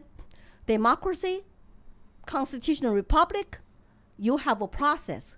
Everybody is entitled to fair trial, fair process of voting to decide what to do. You cannot just wipe out like during last year. Your constitutional rights don't even matter because we have a pandemic. Maybe Chinese leaked pandemic virus with the purpose of wake our economy and cancel all Western countries' citizens' rights. So we'll be taken over by communists. You know what I've been saying is to the people who've read the books like 1984, did you think that the totalitarian regime wouldn't have an excuse? Did people believe when they read 1984 that the party that seized control one day just got up and said, we are taking control, and everyone said, okay, I guess? No, it's always an excuse. It's like V for Vendetta. Have you seen V for Vendetta? You should definitely see that movie. It's great. Movie? Okay. Yeah, it's a great. It's a graphic novel series, but the movie is fantastic, and it's a story about a totalitarian regime. It's in the UK, and for them it was a virus. There was, I think it was called the St. Mary's virus in the film, that people got scared. A pharmaceutical company then started coming out with the cure that made tons of people rich. The party members all coincidentally got really wealthy. And it was their excuse for seizing control. People were scared, and so they gave up that control. But there's always some excuse. I love that Animal. is put in place. Have you read Animal Farm? Oh, yeah. It's Long also time ago. George Orwell, and it's basically, I read it after I read 1984, but it's like a version of what could lead up to 1984. Yeah. You see the farm and the workers take over because the farmer's not doing a good enough job. They throw him out. Then the smartest of the workers seem to take control of the party and the pigs. It's a short book. And Yeah, the it's- famous saying that there are some animals always more equal than others, right? I know that. Like today, our tyrants, governors, mayors, and all of the public health bureaucrats, politicians, we get told, stay home, no travel, don't say goodbye to your loved ones, and shut your business for public good. That's what they told us in China. It's always an excuse to take away your rights and liberty. It's for public good. It's for public health. It's for society's stability. And you're not a human being. You stay home. You must do this. You must do that. Do they have this authority to tell another human being? Those people are not gods. They're not angels. They're not even actually decent politicians. They're corrupted tyrants. And they tell me how to live my life here. That's like a hell no. Hell no. We need to march like European people did last weekend, like the Greek people did last weekend. We, people who love freedom, who have human dignity, need to unite in the world. There are so many tyrants, all want to become the rulers, the masters, to control us, to have so much power. Isn't that nice? Like a Lord of Ring, I'm going to wear this one ring. I have unlimited power. I watch those movies. It's like, wow. Absolutely power corrupts. Absolutely. And what is wrong with Americans today who believe authority? If it sells you fear, you're going to just lie down, live on your knees, and stay home, and shut your business. Government, give me some unemployment checks. Give me some stimulus. And now inflation is coming. It's like the largest increase on your taxes when inflation is so big. It hurts the working class. It hurts the poor. But they don't understand economics. How come our kids don't even study a book called Economics 101 that tells you they don't want you to become smart. You want to dumb down you. That's easy to sell you fear because you are afraid. If you're afraid, you stay home. Don't go out. You're familiar with Alexandria Ocasio-Cortez? Of course, I challenged her, debated her, but she totally ignored me because I'm nobody. She has an economics degree and recently on Twitter failed to define capitalism. She had started a business. She was selling merchandise. She was criticized for engaging in capitalism and being a socialist. And then she said that's not capitalism. Capitalism is when wealthy people exploit the working class, and just some very ideological and biased view of what capitalism actually means. Capitalism actually is a really simple definition. The private markets, private enterprise, the private exchange of goods and the private trade. And socialism is the public control of the means of production. So a capitalist system, there's in betweens. You can have a mixed economy. We have a bit of a mixed economy. Yes, we don't have a total, actually, pure capitalism at all. That's why people cannot understand when they support Bernie Sanders and demonize capitalism. They think what we have is corporatism, is capitalism. So they feel like injustice. Of course, there's lots of income gaps, and there's a super rich and super poor. You know, you have that in all this society. But what is our alternative? You want 100 million people die, and you want 1% of ruling class over you? So what is alternative? That's why we need to have a conversations. How we are going to improve our lives through more like a fair competition. That means that we actually free market, real free market capitalism. Everybody's equal. Instead of we're talking about, only the billionaires, they can shut you down, they can lock you up, and they can sell you the things you must buy because no more competition left because they want to make more money. That's not real capitalism. It's in bed with government to have a monopoly. That's totally wrong. That's not fair to regular common man. There's never going to be the equality in terms of class the way these class theorists believe, that you could implement communism and then all of a sudden people are on even footing, because some people are still going to be taller, some people are still going to be shorter, some people are still going to be faster or stronger or weaker, or slower. And some people are going to be smarter, and the smart people will figure out how to navigate these systems and succeed. And the people who aren't as smart will probably struggle in that regard. And there's nothing you can do to change it. These people don't understand. They think everyone must be equally as smart as each other. They think everybody's the same height, everybody's the same speed. If we're in the middle of the woods and a grizzly bear or how about a black bear that's charging at us, well, the taller, faster person's not going to get eaten. The world doesn't. We can complain that it's wrong, that it sucks, that the world is this way. Right. But they don't want to accept that. Right, Tim. That's why equity is a Marxist term. They want the equal outcome. That's what the Cambodia communists did. They want everybody even look the same. If you wear glasses, you get killed. If you are too tall, we cut your legs half because we want everybody to look the same. Is that insane? And the people buy into socialism, communism because it sounds utopian, sounds wonderful. But it never came. Mao promised land to the peasants, intellectuals to have free idea, free expressions. Then he never gave the land to peasants. He never gave our intellectuals and even the journalists the freedom to practice, to speak up. Lots of journalists in the country are leaning left. They really don't understand history either. Teachers too. They were indoctrinated in colleges, training teachers all about left Marxism because it sounds wonderful. They're compassionate. I understand. But the thing is, when you look at the system, when you look at actually what happened when you went to that kind of system, only 1% ruling all equally poor people. You don't get what you wanted, you desired for, and you will be enslaved because everybody is relying on government instead of your self-responsibility, families, churches, communities. The results just disastrous. It's a lot worse than what the Bernie Sanders would like to believe, or AOC. I would like to talk to her if she wants to sit down with me. I invited her to sit down with me. So now with the lockdowns, we saw these videos of nurses dancing in the hallways. There was one viral video where a woman was filming them rehearse their dancing, and she said, you can hear her say as she's filming it, "Is this why we can't get any help? What are they doing?" And then you can see the nurses, they're dancing. In one video, the nurses are dancing with a mock corpse that says COVID-19. It's got a toe tag on it. These are disgusting and disturbing videos. But they're telling you can't visit your loved ones on their deathbed. You can't be there for the birth of your children or the death of your parents. Seeing all that stuff, my question is, it's happening all over the world. Is it? Would you compare it to communist China? And what do you do? When do you try and leave? And where would you go? Well, I have no place to go. America is home. That's why I wanted to tell my stories to warn Americans that it's not just critical race theory. It's not just 2 weeks flat the curve. It's not just, for public health and temporary shutdown. It's not. I don't say that. I say it's our liberty and the rights could be gone forever if we don't speak up, if we don't fight back, we don't resist. And do we want to ruled by communists? Have everybody who came here from communist countries then to condemn America?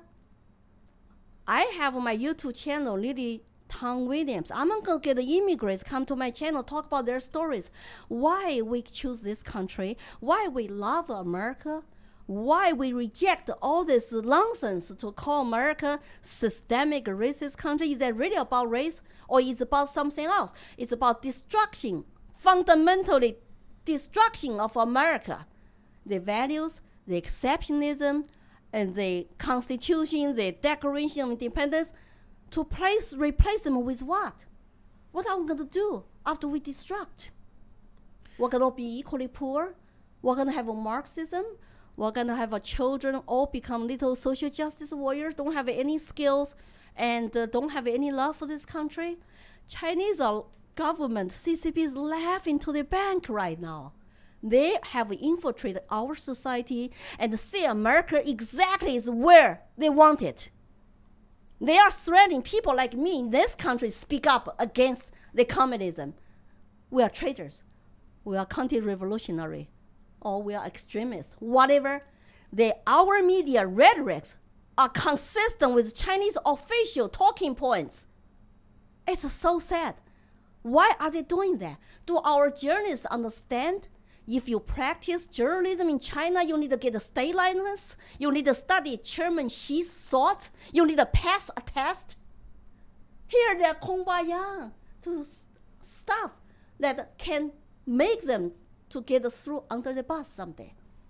And the teachers, any conscious, good teachers, it's time to speak up now for the children, our country's sake. Don't teach division. Don't teach hate. We need to be united as Americans. There's nothing we cannot do. We cannot win if we are united. But they're indoctrinated. They believe it all. They believe every single word of the ideology, even its contradictions. How do you communicate with someone who isn't interested in the truth, but is only interested in defending their ideology or their cult? You got to get them on your side first. And the way to do that is to show that communism has some benefit in small groups. It doesn't scale very well. But in a family unit, that's a communist unit. Yes, but these people don't think they're communists. Okay. In fact, when you tell some of these teachers what cultural Marxism is, they respond by saying that's a conspiracy theory. It's not real. Possibly. You're probably right a lot of the times. But I think tonight, if someone has listened to this Just show. a lot, not always. Yeah, there's a possibility that someone that had been in that mindset had listened to you tonight and now thinks it differently. That's possible and probable, actually. And it's just one person at a time. But with the video, that scales. So it's 100 million people at a time. Or 50 million or 10 million or whatever. I know. I have people always say that our people think, oh, you're just trying to scare us. We're not communist China. This is not communism. And it's about racial equity. It's about justice. I know their words, but I have lived through it. Lots of immigrants have lived through it. Look at the Cuban Americans, what they're saying. Look at the people who fled the former Soviet Union, what they're saying. We see the writings on the wall. We recognize the signs. We recognize the terms and tactics. When you do the diversity training now, it's like a China's Cultural Revolution struggle sessions. You go to a room, you keep your head down, you look depressed, you apologize for being white, racist. If you don't even realize, oh, my parents actually told me, oh man, pretty equal, I guess I need to dig deeper. I have what you call hidden bias against people of color. Then you should denounce yourself. Then you should apologize. And the public shaming. Have you seen public shaming last year during the riots and lootings? Public shaming, and people take knees and all that. It's like we still have maybe some time left to stop this train going down socialist communist path, but they are here. The train has started. It's gonna go down fast. If we don't educate our citizens and to be united, to realize danger, horror, we're gonna go down that way. So that's why I'm calling for people to listen to immigrants like us who live through it, and we don't buy this whatever left is trying to sell us. Our citizens are not our enemies. They're not. Doesn't matter which party you belong to. You're independent, Democrat, Republican. It doesn't matter. It's the people who want to control us, dominate us, want to put a chain on our necks and the chains around our brain. You cannot even think. Those are our enemies. They will throw all of us, 99% of us, under the bus. Doesn't matter you are supporters or not. You think they're... Oh, what were you going to say there? Yeah, you go ahead. Do you think there's anything that could have been done when Mao had been coming to power in the 50s that could have changed and made it so it didn't happen? Well, he did lose a little bit power. Remember, they had a new president, Liu, after Mao. All the people starving to death. Mao was such a supreme leader when people were starving to death because all the mayors, governors, all the leaders were appointed by the party, not elected by the people. So people were afraid to tell the truth. Because if you tell the truth, like a COVID-19 cover-up or like this flooding, if you tell the truth, you might lose your job. So everybody trying to tell good news, never report bad news, never tell the truth. So nobody could stop him by the time he become like a godlike by starting the Cultural Revolution. So he purged his political enemies. You know what happened to that time, the Chinese president? He was house arrested. He died alone, like a pig, alone on the floor. Who was that during what time? What year? During the Cultural Revolution, his name is Liu Shaoqi, president of China. So Mao was not the president. Was he just a guy, just some guy? He was a military commission chairman. He was a Communist Party chairman. Those two jobs, one you control the party, one you control the guns. That's another similarity I see with today. Law enforcement go down, and almost like one party control now, work military. It's like it's very dangerous. When people swear to defend U.S. Constitution and the citizens' constitutional rights against the domestic enemy, foreign or domestic, and now you got to go through this so-called loyalty test, almost like you got to be active anti-racist. Do we have to play race card? So the anti-racist people today, I think they practice racism.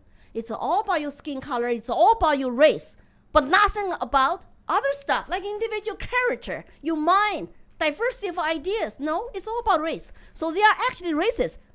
But then you talk about they're fascist. Antifa is supposed to be anti-fascist. But what do? Are they practicing actually fascism? I think they are, because anybody who against them, you can get threatened. Mafia can come kill you. Well, it's like Ibram Kendi said. What's his real name? Henry Rogers. Henry Rogers? That's yeah. his Henry Rogers is his Ibram middle Henry and last. Rogers, Ibram Henry yeah. Rogers, yeah. Ibram Henry Rogers. Yeah.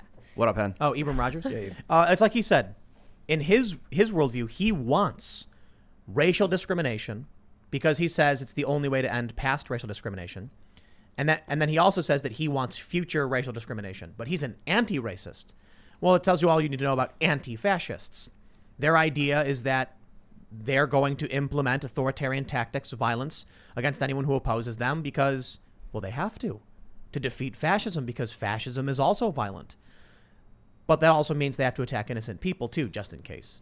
They'll claim they won't. It's propaganda. We've seen them smash the windows. We've seen the photos from Germany where every storefront is smashed up except the one that had the red salute in the window. The fist of the Communist Party of China, the symbol of Marxism, that was in the window, and that was the one storefront that wasn't destroyed. People tell me all the time, Lily, it's not just America now, but America is our last hope.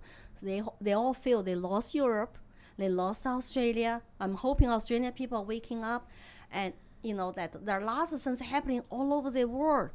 It's like there is this huge communism wave, because this virus alone can shut down all the freedom-loving people's rights and liberties. Guess who benefits? Who benefits?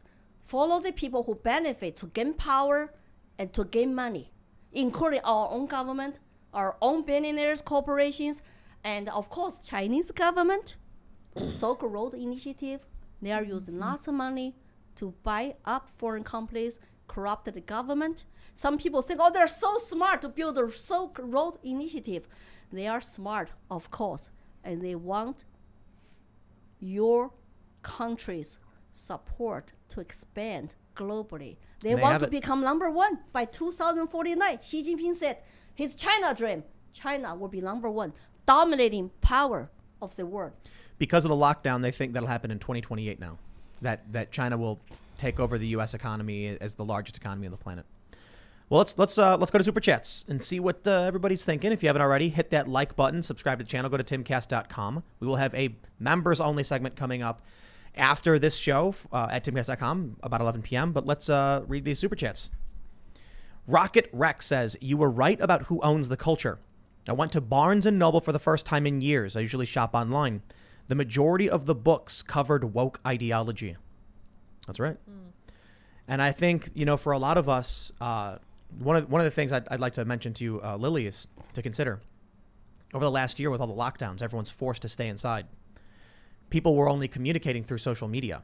But social media, the opinions you're allowed to have are regulated by small companies and by the people who run those companies like Zuckerberg and Dorsey. That meant that conversations that would normally happen at a bar wouldn't. Somebody who might say something that they truly believe about the news, but that opinion is banned, say the story about Hunter Biden, you're locked down, you can't talk about it. You post it on the internet, you get banned. You say learn to code, you get banned. Conversations and ideas were purged by the big tech companies because no one had any other way to communicate. Well, let's read a little bit more. Justice D says, hey, Tim, have you thought about trying to get G. Edward Griffin on your show? He wrote the book The Creature from Jekyll Island, and he also did an interview with Yuri Bezmenov. That would be fantastic. We will look into that. Okay, Neo D. Genesis says, keep up the great work. Waiting to see Vosh v. Kirk, as Vosh's claims is 3 right wings on 1, and he can't think of anyone to partner with. He counts you as right.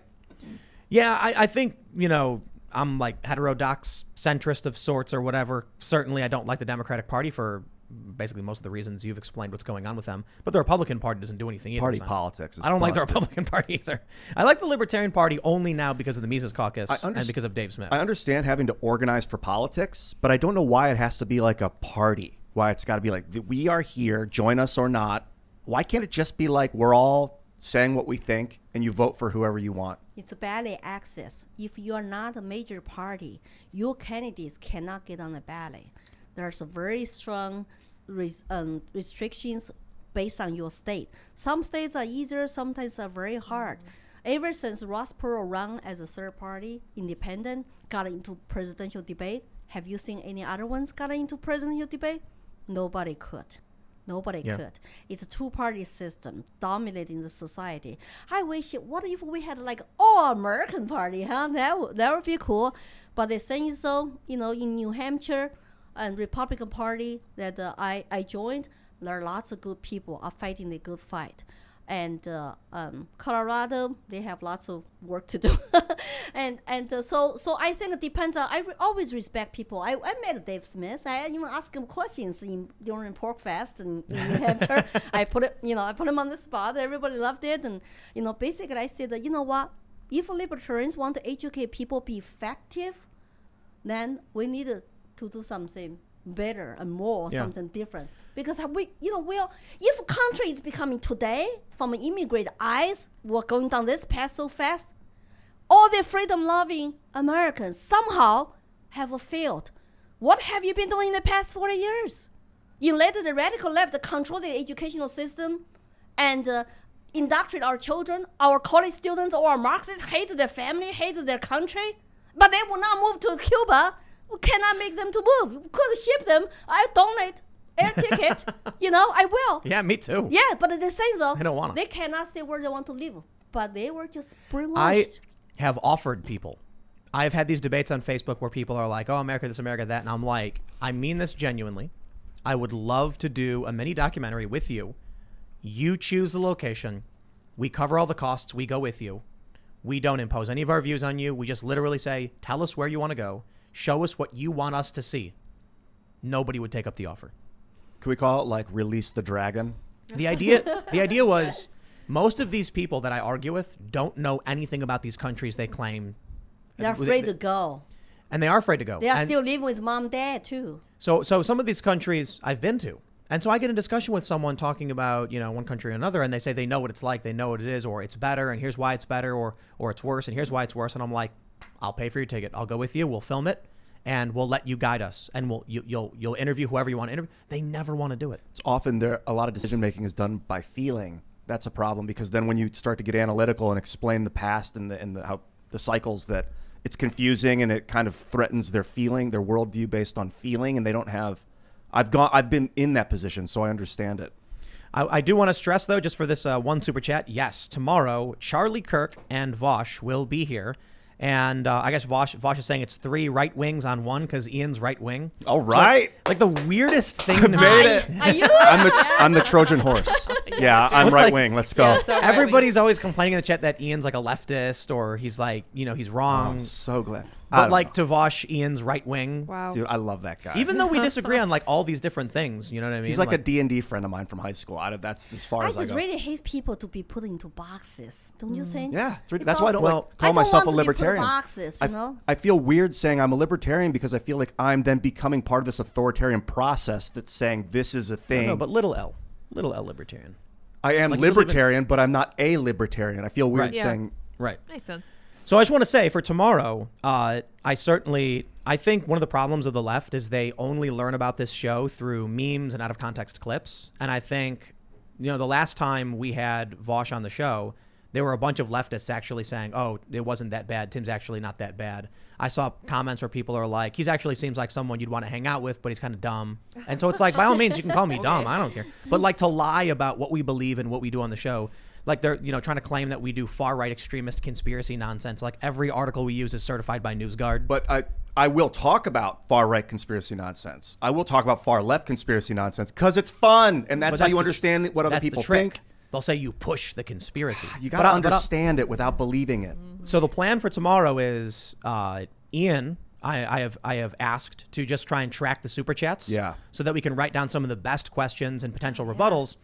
I'm mostly just I want them to have a conversation, and I don't want to intervene unless there's a fact check involved.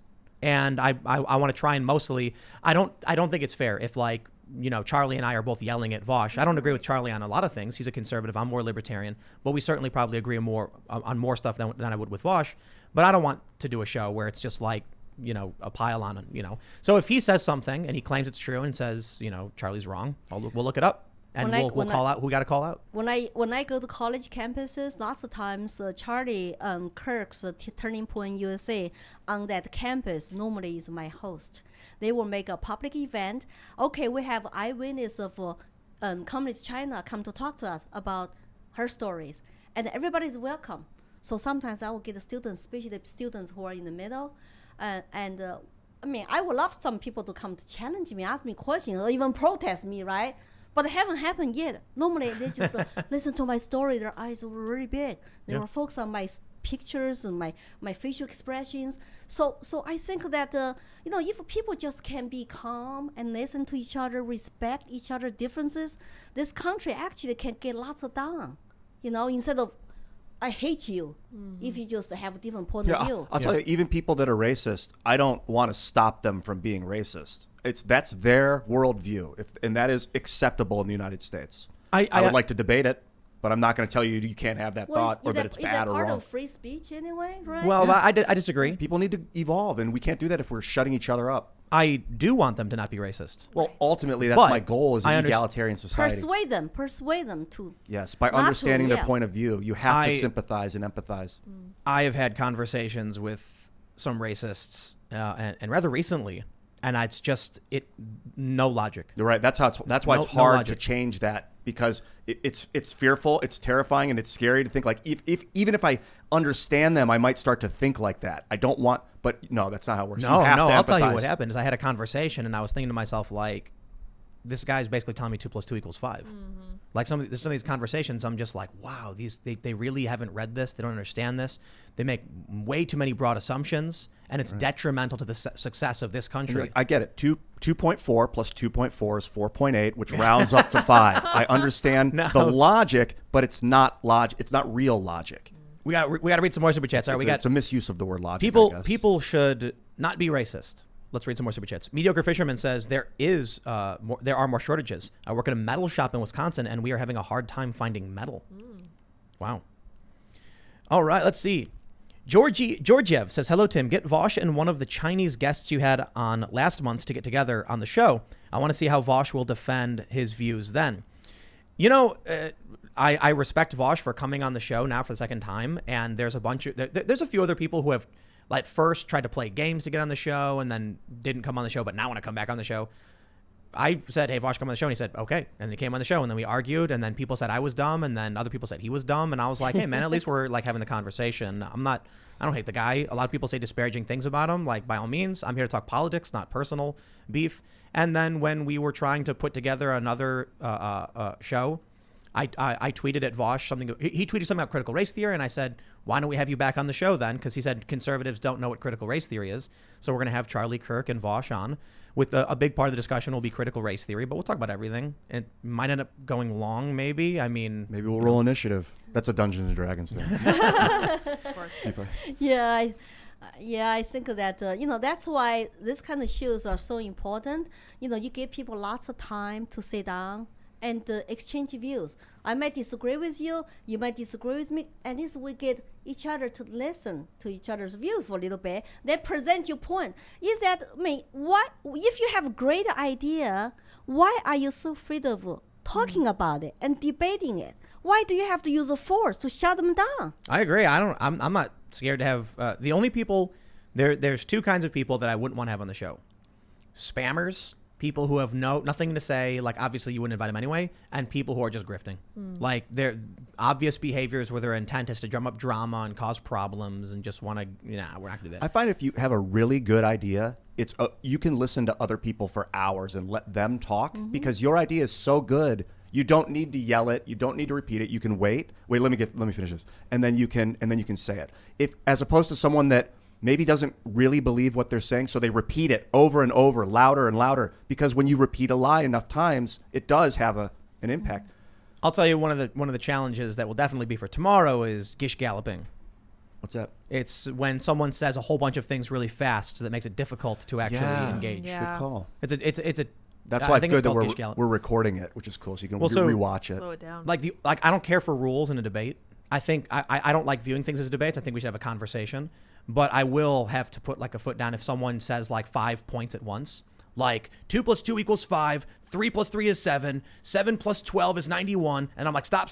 We have to address the first one before you can keep saying things. But people do that all the time.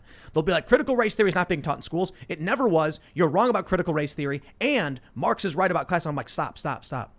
We need to say the first thing, provide a rebuttal. Second thing, rebuttal. You can't just... So it'll be interesting, but let's read some more super chats. Yeah. Fun. All right, let's see. Oh, hey, how's it going? Oregon Life says Jenk and his goons over at TYT had an hour-long bash session on my boy Tim Pool today. Your show is better by far. Jenk is just pathetic, to be honest. I honestly just don't care. Jank, come on the show, dude. Yeah. No,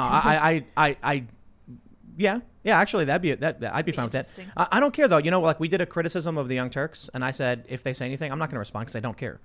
I don't care to like if someone says something about me and insults me. I'm like whatever, dude. I got work to do. I'm not going to waste my time. Busy. Storm Viking says, Tim, after one of your posts today, you are clearly in favor of forced vaccines. You need to be honest with your audience that built you up. Are you for the vaccine or against it? You need to be honest. What? What? I'm for people talking to their doctor and figuring out what makes sense for themselves. I don't like when people say the vaccine. I'm in favor. I said private businesses can mandate a vaccine. There's so many vaccines in the world. So, like, be specific. I worked for Vice, and in order to travel to other countries and to report, you needed to get vaccinated. The security company wouldn't work with us if I wasn't, because they didn't want to deal with someone who had yellow fever. If you don't like what a private business is doing in that regard, then don't work for the company. If the government mandates businesses do it, now that's a problem. If a pizza shop says we don't want to work with people who don't have this like vaccines or whatever, I'm like, well then like why the pizza guy doesn't owe you anything. I'm more libertarian than that.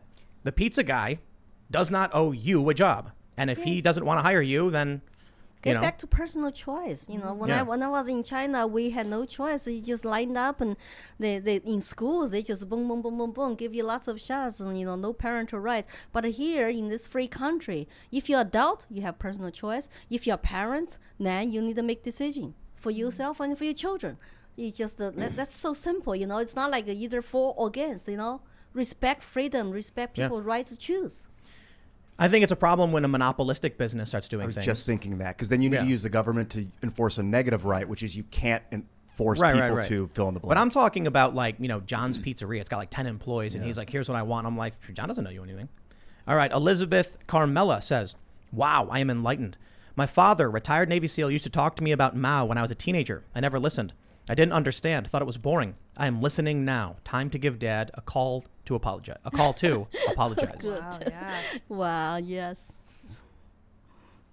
All right. Ghost Crusader says, God bless you, Tim, for having people who escaped communism on your show to show the truth. You should get my dad on. He left communist China at 14 and came to the U.S.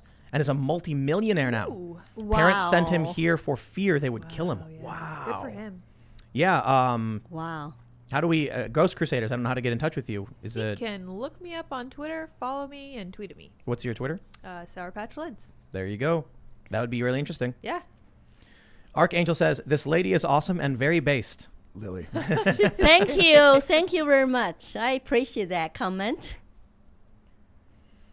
All right. Let's see what we got here. Curtis Reynolds says, God bless this woman and God bless the USA. Absolutely. Are you very religious? Did you used to be, or did you become more religious or less religious as you transitioned from China to the United States? You know, I'm just like I'm not religious. I do go to churches because I'm open-minded about learning different religion. I'm a very firm supporter of religious freedom. But what happened to me, I think, make me just really, really like independent or cautious now. So Skeptical? I have to skeptical. Yeah, I always have to ask lots of questions. So you need the time to study religion to really, because I was raised as Buddhist, but then we got shut down during the Maos. So it's like now it's like, okay, I'm open-minded. I mean, I always support people, whatever religion they practice, based on their personal choice. But the thing is, though, that I think there's a tendency there are more people trying to look down on people who are Christian conservatives. But then the people who don't have religion, they believe in government. That's even more threat to me. It's another religion. That's another religion. That's more scary. All right, this one's important. We have Return of the Mac. He says, groundbreaking interview. Stream is shadow banned. Can't find by searching for it and not showing under your channel. Sad day for American rights. Also, many of you may have noticed the stream was cutting out for some reason. It was, yeah. We have a perfect connection. We have our gigabit line is solidified. Our IT guys here, we've built up, and everything's good. We've had the green light the whole time, but for some reason the stream has been dropping off. Very, very Is that interesting. because of me? It's never happened before. Yeah. We've had instances where our internet flickers and we can see on our system the stream rate, the bit rate. And so there's been instances where it's like something was wrong. It turned out there was an electrical surge, a lightning strike, and it fried one of our network boxes or whatever. And so then we couldn't even use our backup internet. We have backup internet. So it's an automatic system. When one goes down, it switches over automatically and there's a bump. We can see that happen. This time, nothing on our end. I'm skeptical, as you are, that it's nefarious. I think I worked with mines for so many years that it's usually 98% of the time a technical glitch. Mm-hmm. Well, I hope it is technical. Hopefully, Because yeah. otherwise that's even more stuff for us to worry about. Oh, yeah. But we have this. LUA Coder says, Tim, there are a lot of Chinese communist sympathizers in the chat today. China actually sends people to American social media to spread propaganda and pays them for it. They're called Maos, which means 50 cents. Yes, I got threatened by them too. Mao is a 50 cents army. So every time when you become internet troll, go to say something in favor of the Communist Party and attacking whoever, like me, for example, on my page, they get paid 50 cents. Really? Yes, Google it's Mao. It's a 50 cents army. Wow. I got threatened on my page. Don't you want to come home again? I once did a video about conflict with China and what China was doing and the U.S. potentially going to war, and a bunch of Western-seeming Chinese YouTubers, they were pro-China YouTubers, telling me I was wrong and making rebuttal videos and coming after me. I just ignore it. I don't care. People can say whatever they want, whatever. Tim, they're paid influencers. Yep. We have to be careful how deeply the CCP infiltrated into America. Like my human rights liberty activists in this country from China, somebody who actually was jailed in China before, they're trying to hurt him here. They burn his car, and burn his park like statue. The way I see it is, we're running towards this end goal, and you've got people trying to distract you all the time. They're throwing things at you from the sidelines. I'm not going to stop and get into an argument with the guy who's next to the marathon. Yeah. I'm running a marathon, man. I got places to be. Stop the chat, you become an easier target. You got to keep moving. Yeah. All right. Paul Bedard says, Tim nailed it.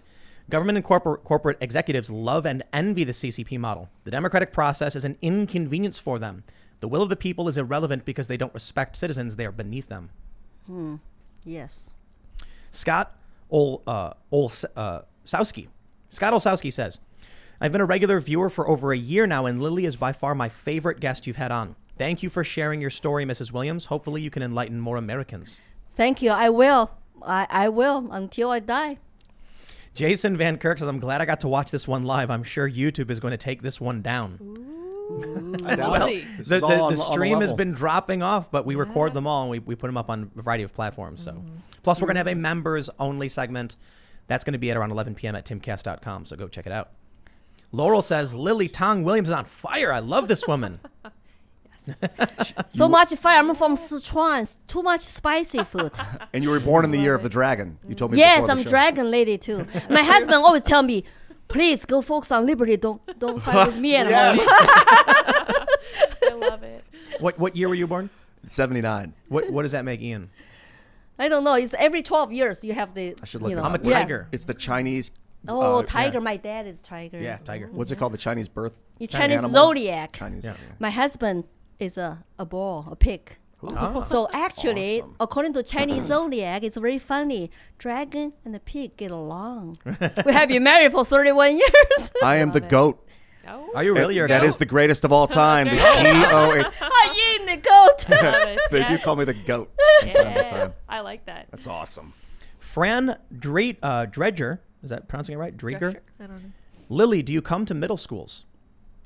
Yes, and 6th to 8th grade, if they're studying world history, the teachers can request me as their classroom like guest speaker.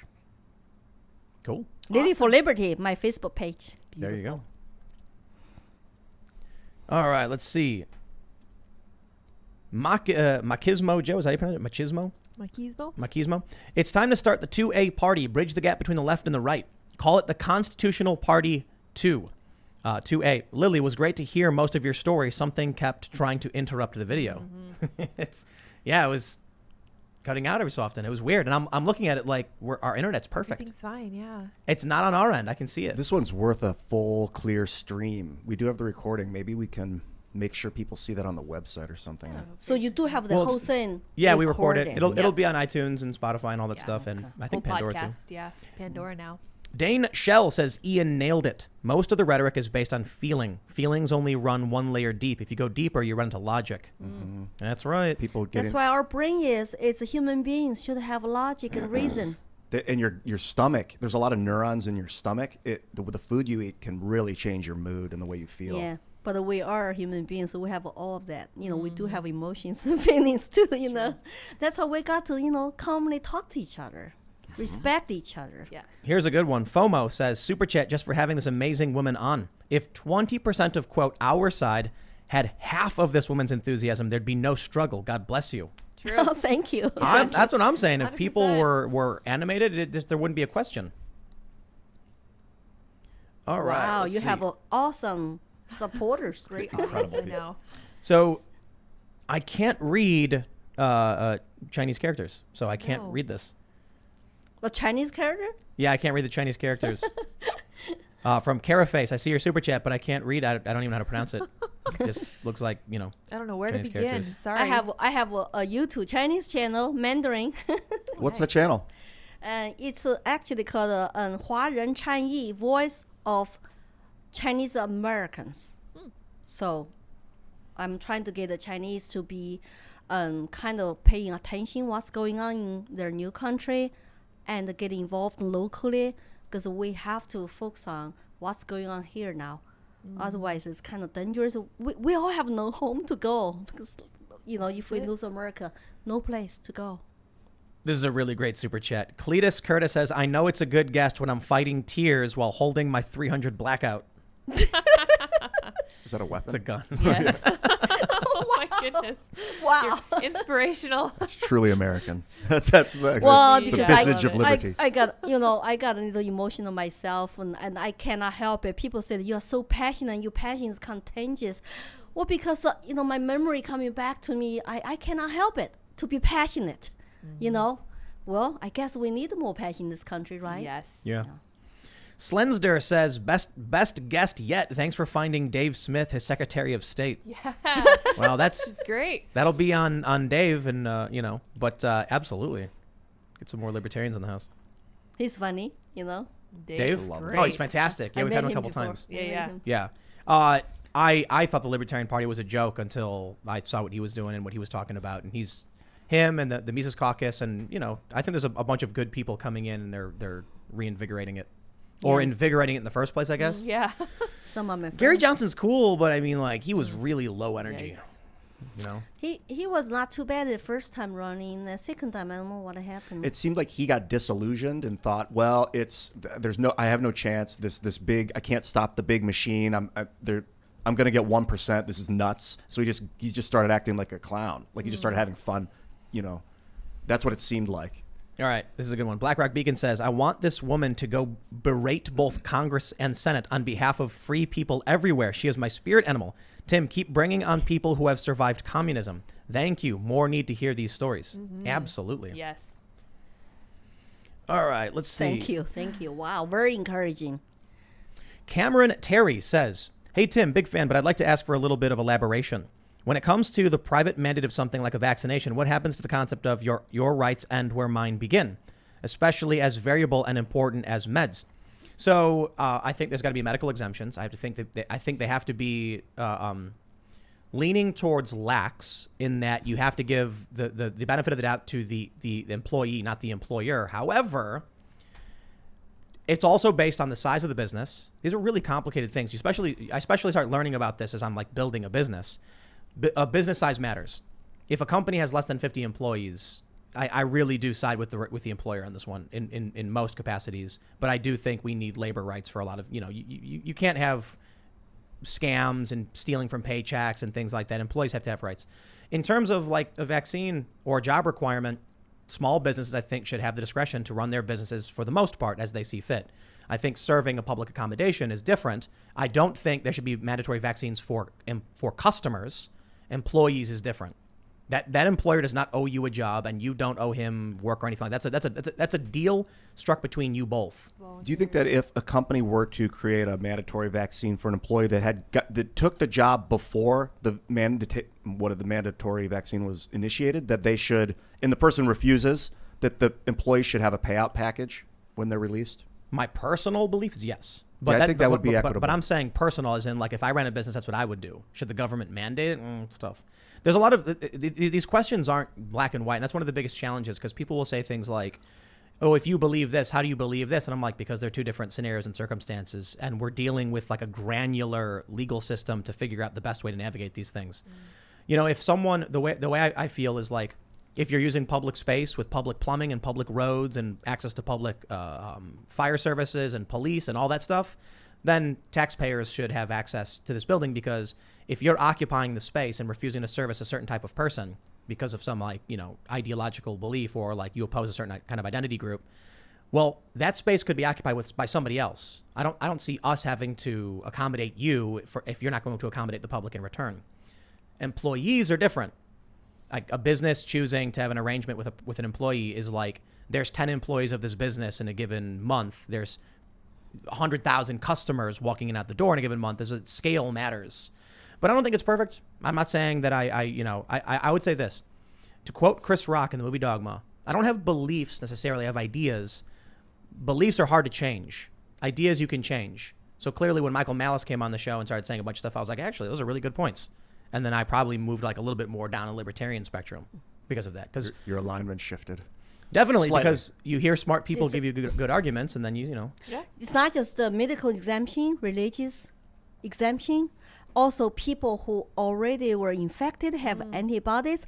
There are so many exemptions, but they just don't even talk about it. You cannot even throw that out there. People who already got COVID, tested positive, they're young, they have antibodies.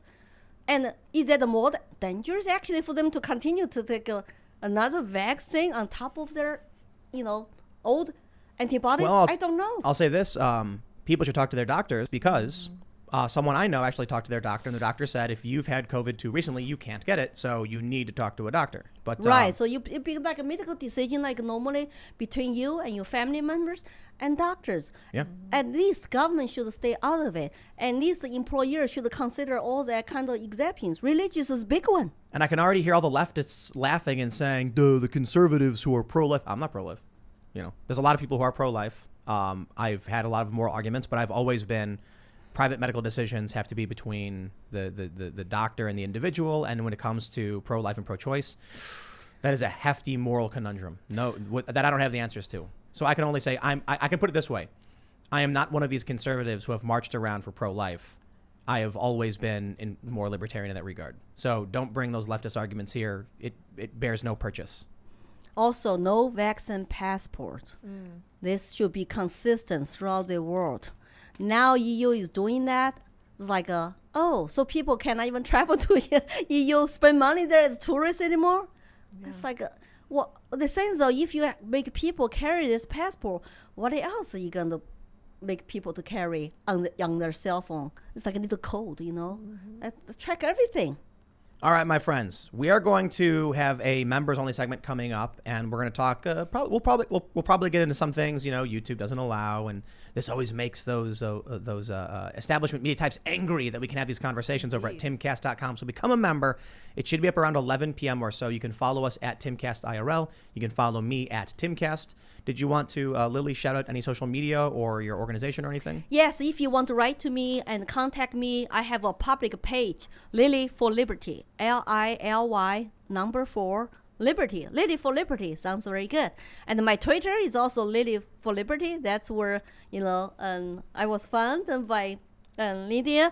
And my YouTube channel is Lily Tang Williams. If you're not on Facebook, you can always follow my YouTube and subscribe and share, because it's very educational, especially you have young people who really want to learn more. Like some of my interviews, people will write to me, oh, Lily, after your interview, actually, I started to rethink about BLM I used to really support. Because they start to hear, trend Marxism, what does that mean? They start to do research. So it's very encouraging. So I will appreciate you go share my stories and follow me. And thank you, Tim, for having me tonight. Absolutely. Thanks for coming. Thanks, Lily. Yeah. You can follow me at Ian Crossland and at iancrossland.net if you want a nexus point for most of my social media and activity. Thanks for coming, guys. And I just want to say that I hope that you guys will join over at our website to help us stick it in the eye of the mainstream media, because they're not fans of ours and we're not fans of theirs.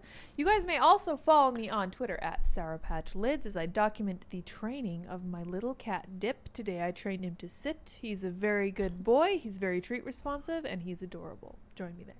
We'll see you all over at timcast.com. Thanks for hanging out. Bye, guys.